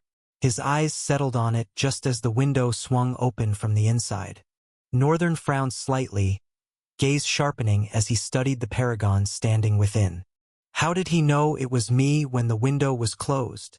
Paragons were paragons, such feats shouldn't be surprising, yet it still amazed him. If a sage like himself could sense others beyond sight, then it stood to reason a paragon would be capable of far more. Through the window, Northern caught a glimpse of the room's interior. A large conference space dominated by a grand, circular table surrounded by chairs. Seated at the table were Paragon Rizel and 2 others. Please, my mentee. Come in. Make yourself comfortable. Northern hesitated only briefly before stepping inside. Rizel's voice carried a casual warmth, but beneath that ease, his words held absolute authority. One that left no room for objection. We were just about to have a very important meeting, Rizel continued smoothly. I think it's only right that you join us. The 2 men seated at the table remained silent. One of them, however, had a flicker of hesitation on his face. A brief moment of suppressed resistance that Northern caught almost immediately. Something about this feels off. The atmosphere within the room unsettled him. It wasn't hostile, not overtly, but there was an undercurrent of expectation, an unspoken tension laced within the very air. He turned to Rizel, his gaze steady, about to refuse. But before he could part his lips, Paragon Rizel's voice rang out again, articulate and commanding. Please, Rian, I insist. It's important. There was a weight to the words that pressed against Northern's will. A subtle force laced into the Paragon's voice made refusal feel difficult. He exhaled slowly. Then, without a word, he dragged a chair back and took a seat. Paragon Rizel watched as Northern settled into his chair, his expression unreadable, before finally speaking. Ascendant Zion, Sage Mac. This is Sage Rian, the young man responsible for bringing us supplies and saving civilians. His importance in this meeting lies in the fact that he successfully crossed the mountains, despite them being overrun by monsters and rifts. I believe his insight will be instrumental to our discussion. Is that agreeable to both of you? His voice carried no room for debate. Even if it's not, Rizel added with a casual shrug. I don't plan on changing my decision, but at the very least, knowing where you both stand will help me direct the path of this meeting, whether with your approval or without it. Sage Mac, the man who had shown a flicker of hesitation earlier, exhaled and finally spoke. His voice was thin, almost melodic, like someone who might have made a good singer in another life. I'm not particularly displeased, sir. I just feel it was uncalled for. We 3 have led the city's council for a long time. Thanks to our powers, the city has endured. That should mean something. Rizel met his words with a flat, unwavering stare. His face remained an emotionless mask, utterly unreadable. I understand your sentiment, Mac, but you're mistaken. He paused. I am the council of this place. You 2, while valuable, are simply great backups. Do you honestly think you'd survive out there if I weren't barking orders like a demented dog? Sage Mac lowered his head slightly. I didn't mean it like that, sir. Geez, I was just joking with you. Rizel's booming laughter filled the room. You looked like your face was about to melt. That was hilarious. Despite the Paragon's outlandish claim of humor, Sage Mac still wore a guarded expression, his gaze sinking to the table. Rizel then shifted his attention to the Ascendant. The handsome man with ashen wavy hair, neatly tied back, shook his head slightly. I'm not displeased in any way. His eyes flicked toward Northern, sharp with curiosity. Instead, I find myself wondering just how strong he is for you to take such an interest in him. You've never spared me or Mac that kind of attention. A beat passed. Then, with a slight smirk, he added, "Not that I'm jealous." Rizel leaned forward suddenly, his grin widening. "Well, none of your rotten asses have ever killed a behemoth by mistake." The room froze. A heavy silence gripped the air as both Sage Mac and Ascendant Zion stiffened. Then, at the exact same time, "What?" Their voices boomed in unison, eyes widening in shock. Northern, meanwhile, frowned darkly at Rizel, cursing the Paragon in silence. Chapter 837. The Roundtable Meeting, Part 1. What? He killed a behemoth? By mistake. Their voices overlapped in fragmented disbelief, as if their minds refused to fully process the revelation. Both Sage Mac and Ascendant Zion turned to stare at Paragon Rizel, their expressions caught between shock and incredulity. Rizel, however, merely scratched the back of his head, his laughter slow and almost too casual. "Ha, ha, ha, that just slipped out, boy. Don't mind me." He waved a hand lazily. "When you get old, your mouth gets real loose. Ha ha, you'll understand when you reach my age." Northern said nothing, his expression darkening. A shadow of malice flickered across his face. The Ascendant and Sage turned to him simultaneously. "Is Paragon Rizel really telling the truth? Did you actually kill a behemoth? By mistake?" Sage Mac emphasized, as if that part was particularly important. Northern remained silent, but he didn't need to answer. His face alone confirmed everything. More importantly, Rizel had no reason to tell a pointless lie. "How?" Ascendant Zion pressed, his tone rising. "How did you do it?" His voice carried genuine disbelief. "You're not even an Ascendant yet. Killing a destroyer should be impossible for you, let alone a behemoth. Only a Paragon has the right to slay one." Northern's expression darkened further. What nonsense. He had even killed a Belial before. What did they mean by the right to slay a behemoth? These people needed to study their assignments better. These days, anyone could kill anything. At least that was how it worked for him. Before the conversation could escalate further, Rizel sighed dramatically. "Hey, you two. Back off the poor boy." Immediately, both Sage Mac and Ascendant Zion leaned back into their seats, but their curiosity remained evident in their gazes. From time to time, their eyes flickered toward Northern, burning with unspoken questions. Rizel exhaled, his tone shifting into something more serious. "So, I'll stop hiding things from you all. What I'm about to say is classified a high-ranking military secret, and I want you to either die with this knowledge or leave the room right now." The air grew heavier. His gaze swept over them, not with force, but with something far stronger. A quiet, inescapable weight. "So, I assume we're all on the same page?" Northern hesitated for a moment before slowly raising his hand.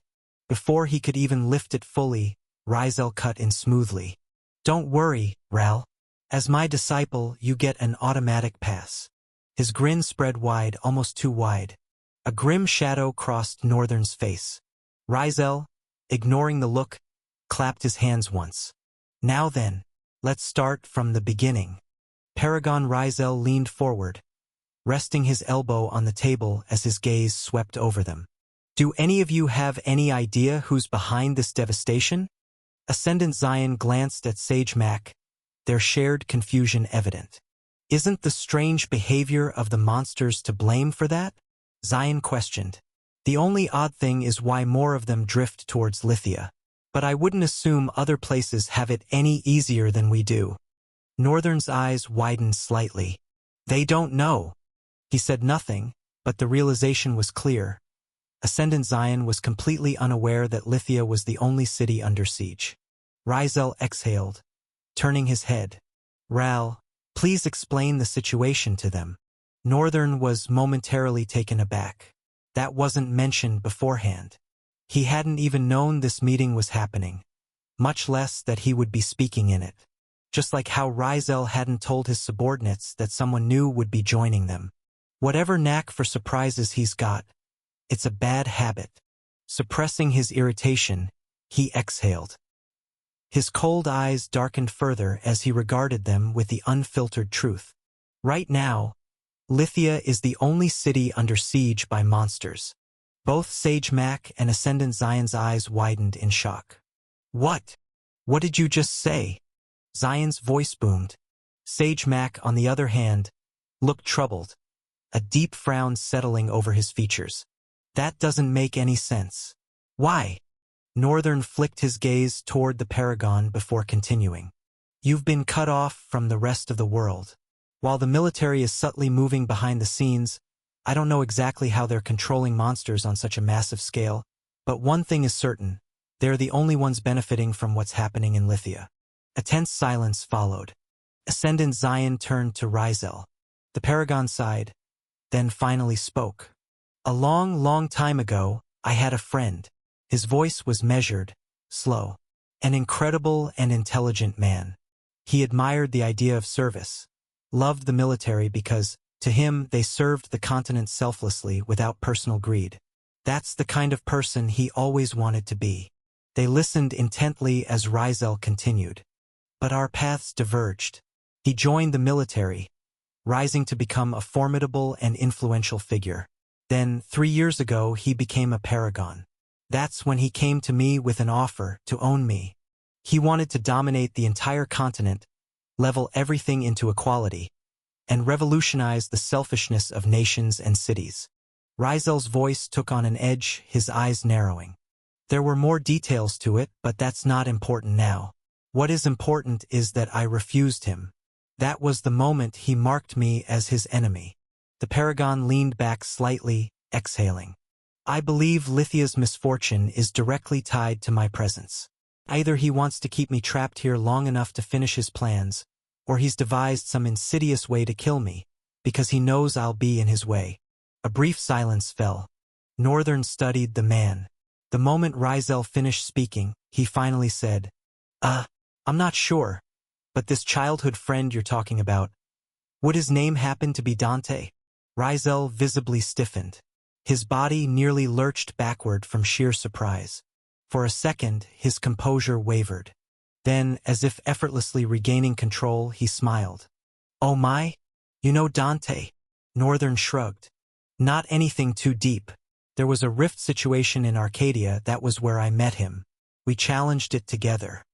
Rizel's mouth dropped open. You challenged a rift with Dante? Northern casually nodded. Yes, I did. Chapter 838. The Round Table Meeting, Part 2.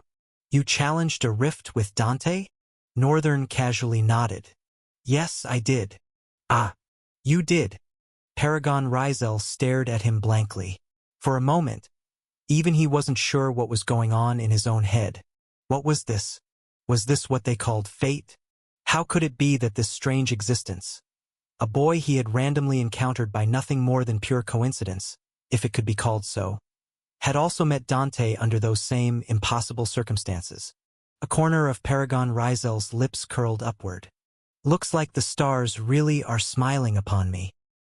He leaned back into his chair, tapping the armrest lightly as he studied Northern with an ever-present smile. The room remained silent. Ascendant Zion and Sage Mac seemed equally uncertain about why their Paragon found this revelation particularly intriguing. Not that they could be blamed. After all, they did not know Dante. Even Northern couldn't claim to know him. Sure, he had seen Dante display an impressive level of strength, but for all he could tell, the man had never used anything resembling essence manifestation, nor had he mentioned it. If what Paragon Rizel had explained was true, then Dante was far more powerful than he had let on, which meant he had misled them all during the rift. A small frown slowly creased Northern's forehead. That means he knew. If Dante had entered the rift with the intention of misleading everyone, then he had acknowledged, from the start, that everyone outside his circle of allies was an enemy. Because only someone who knew best what atrocities they were about to commit could act with such careful deceit. Then there was his proposal, the offer of a single wish. It had to be for a reason. Yet again, Northern found himself used. Realizing it, he bit down on his inner lip. But at the same time, not quite. He wouldn't say he had been used, not in the way that implied manipulation without gain. No, this was different. It had been mutual. He had something to gain from it, just as Dante did. And because he had something to gain, because Dante had promised to fulfill 3 of his wishes, he owed him 1 in return. That was the balance.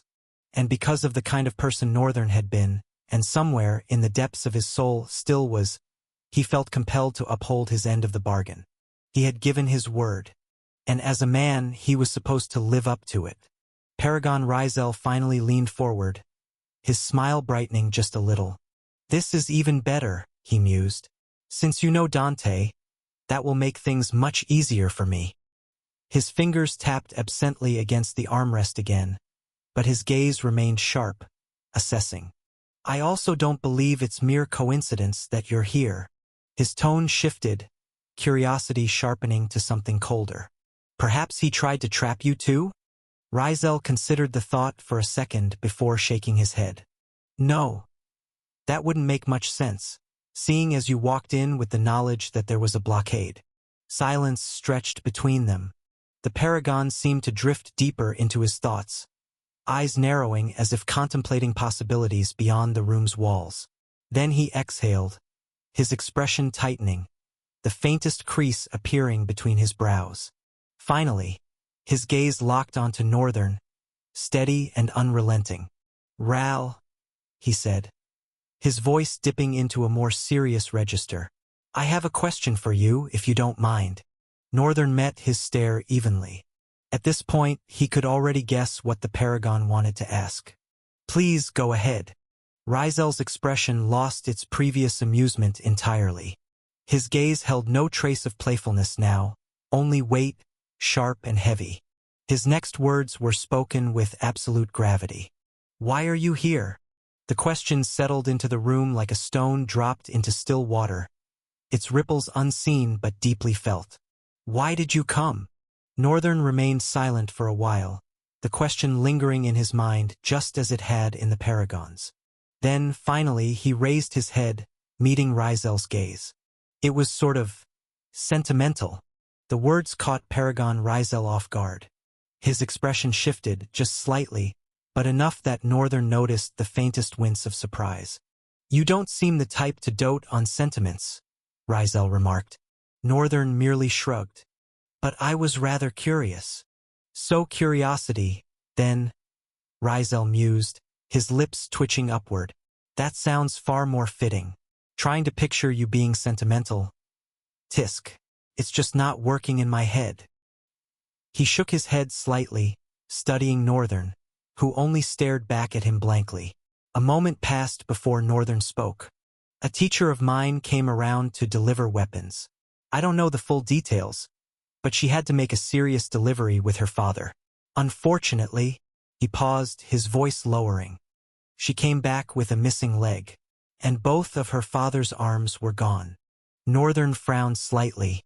"I wouldn't say it was just curiosity," he admitted, his voice measured.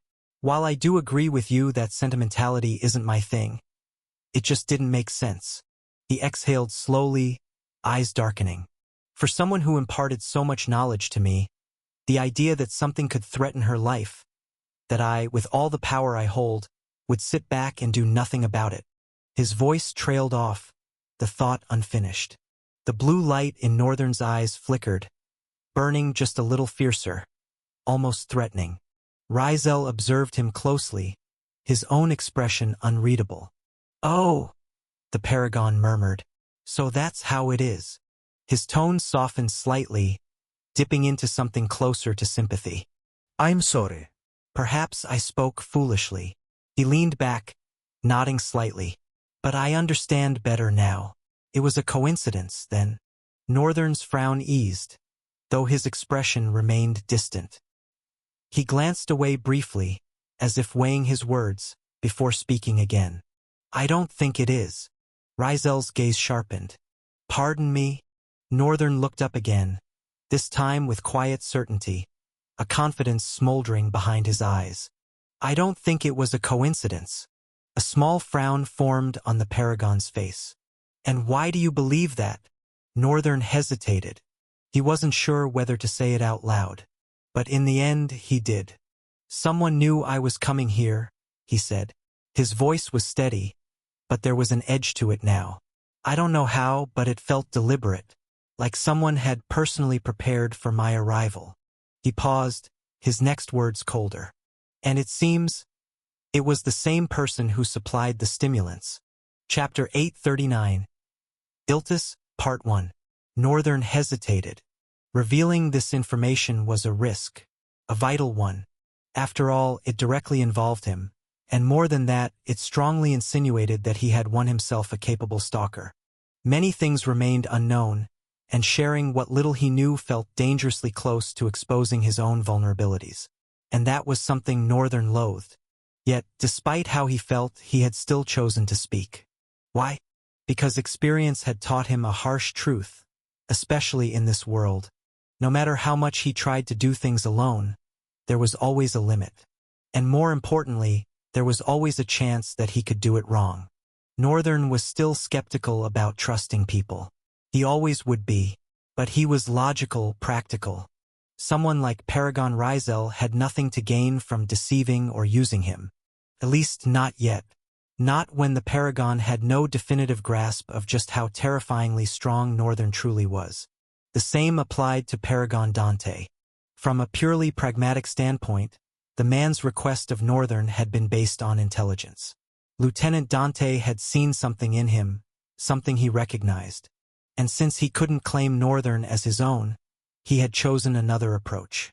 Now, whether that choice would ultimately benefit or harm Northern, that would depend entirely on what Dante asked of him the next time they met.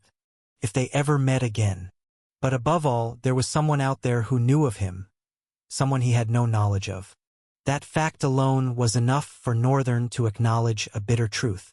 He needed help. Of course, that didn't mean he was going to be reckless about it. He had no intention of being stupid, of exposing himself unnecessarily or worse, placing himself at a disadvantage.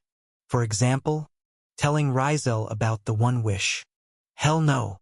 This much, what he had already revealed, was more than enough. Paragon Rizel, however, was visibly taken aback. The surprise on his face remained frozen in place, etched deeply into his expression even as the seconds passed. "So," his voice was carefully paced, "you think our supplier of stimulants deliberately chose you for a reason?" His gaze sharpened. "And why do you believe this? What proof do you have?" Northern was silent for a moment. Then, with a soft breath, he spoke. "Byran." Paragon Rizel's expression snapped into something unrecognizable. His pupils constricted, his body tensing, and in the next second he moved. In one fluid motion, he shot up from his seat, his hand extending toward the empty air as if attempting to crush something unseen. But then he froze mid-motion. A visible tremor ran through him, and instead of striking, he took an involuntary step back. At that exact moment, a rift began to tear open in the middle of the meeting room. Paragon Rizel's face turned ashen. Ascendant Zion and Sage Mac both looked like they had just seen a ghost. No, it was worse. Their faces went deathly white and their bodies trembled violently. Byran stepped calmly out of the rift, his movements fluid and composed. Beside him emerged a slender, impeccably dressed man, prim, proper, and refined, with a fine mustache that curled slightly at the ends.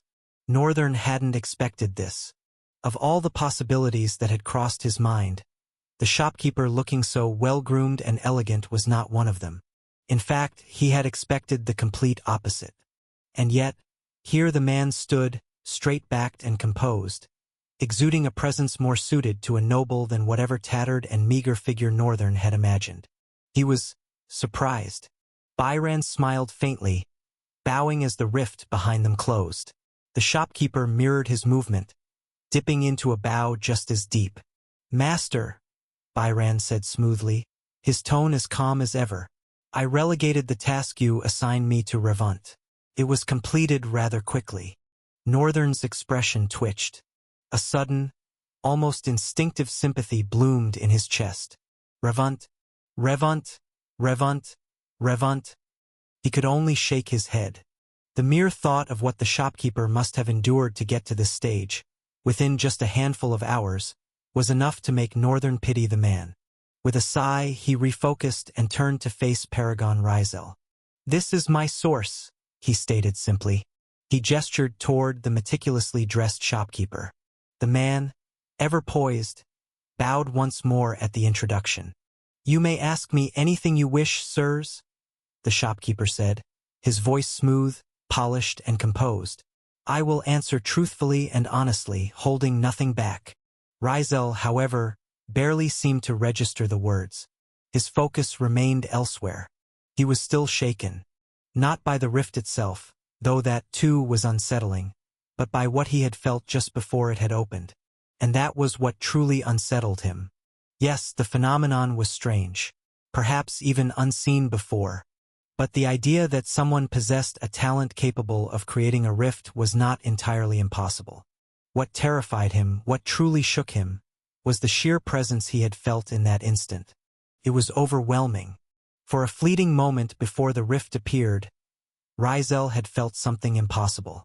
Thousands, no, tens of thousands, of creatures, terrifying, monstrous entities, pressing against the fabric of reality itself. For that one moment, it was as if every single one of them had suddenly materialized in the room. Rizel was a paragon. He had entered a Tier 8 rift twice and a Tier 9 once.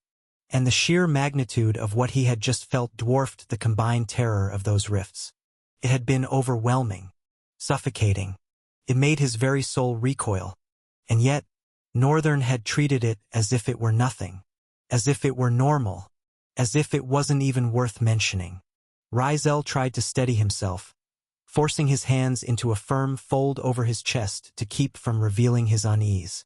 "I see," he murmured at last. A brief pause, a slow, controlled breath. Then, his eyes locked onto the shopkeeper, and with measured weight he asked, "Who are you?" The shopkeeper bowed slightly, his demeanor unwaveringly composed as he responded, "I am the Western Information Manager, Iltis." For a moment, silence blanketed the room. Then Rizel's expression shifted. A dark frown settled on his face, his brows furrowing as his eyes widened in sudden realization. A heartbeat later, his pupils contracted, his entire frame tensing as if a shockwave had just slammed into him.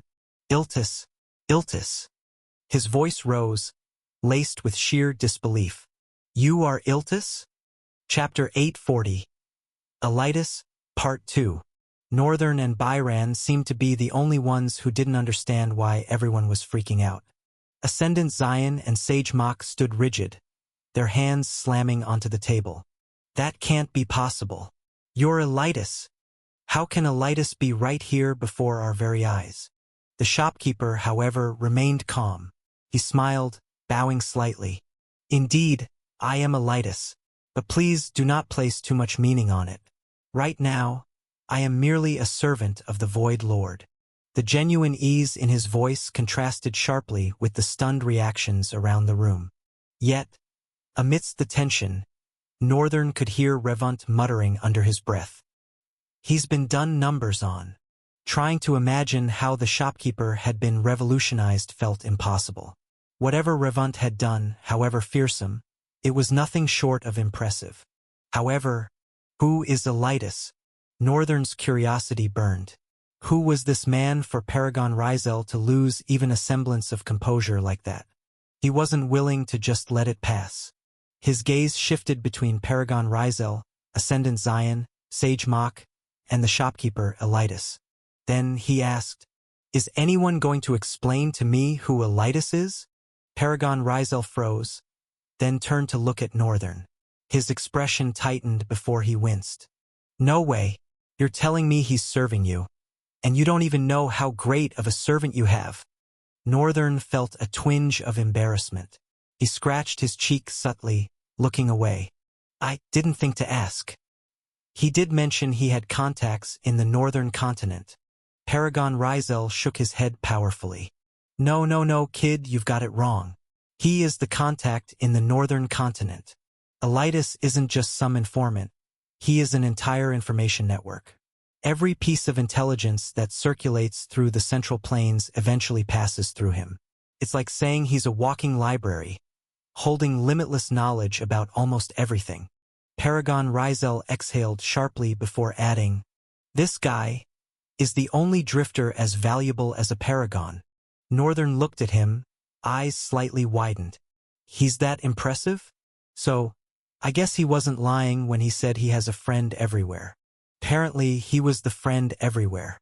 Now that Northern understood the man's value, a strange feeling crept up on him, like a criminal remembering his crimes.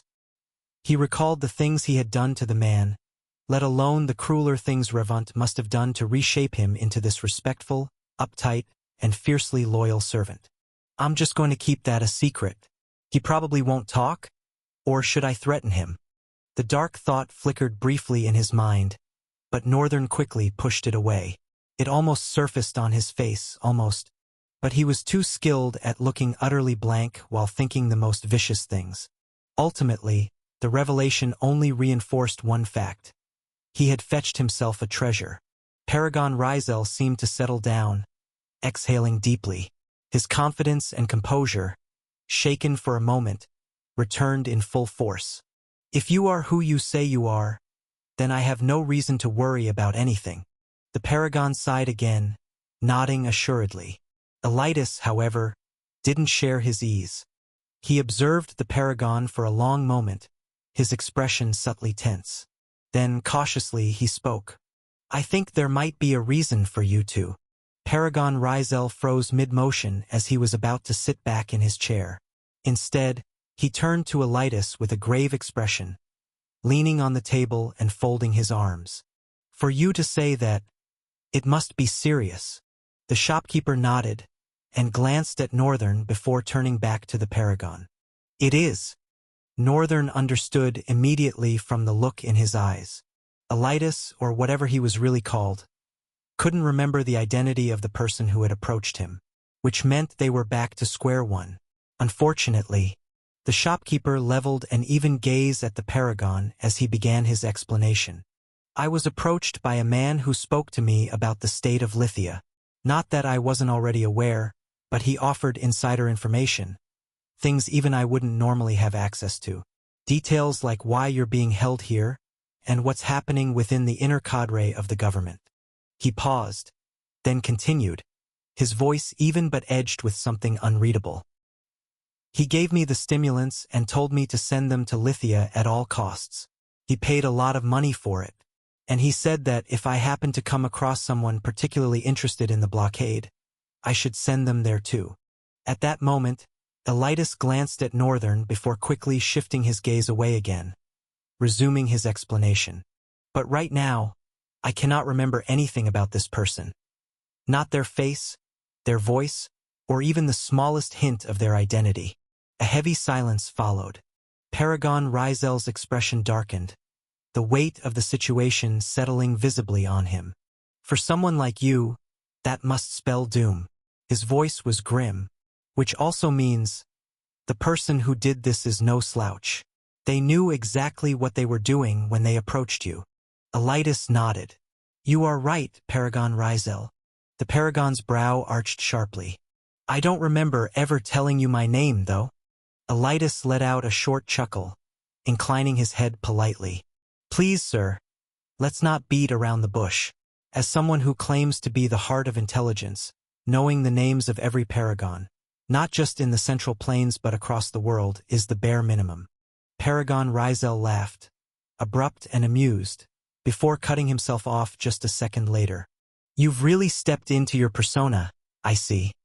He paused, his smile lingering, though his eyes seemed distant, focused on something inside rather than anything in the room.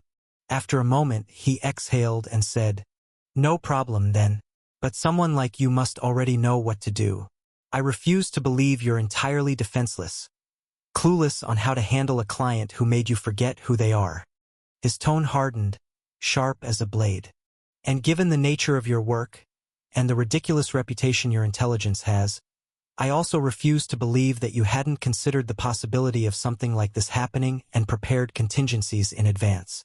Northern watched Paragon Rizel, a flicker of admiration crossing his mind. The man was thorough, he liked that. Then, slowly, his gaze shifted to the shopkeeper. The entire room waited for Elias's response.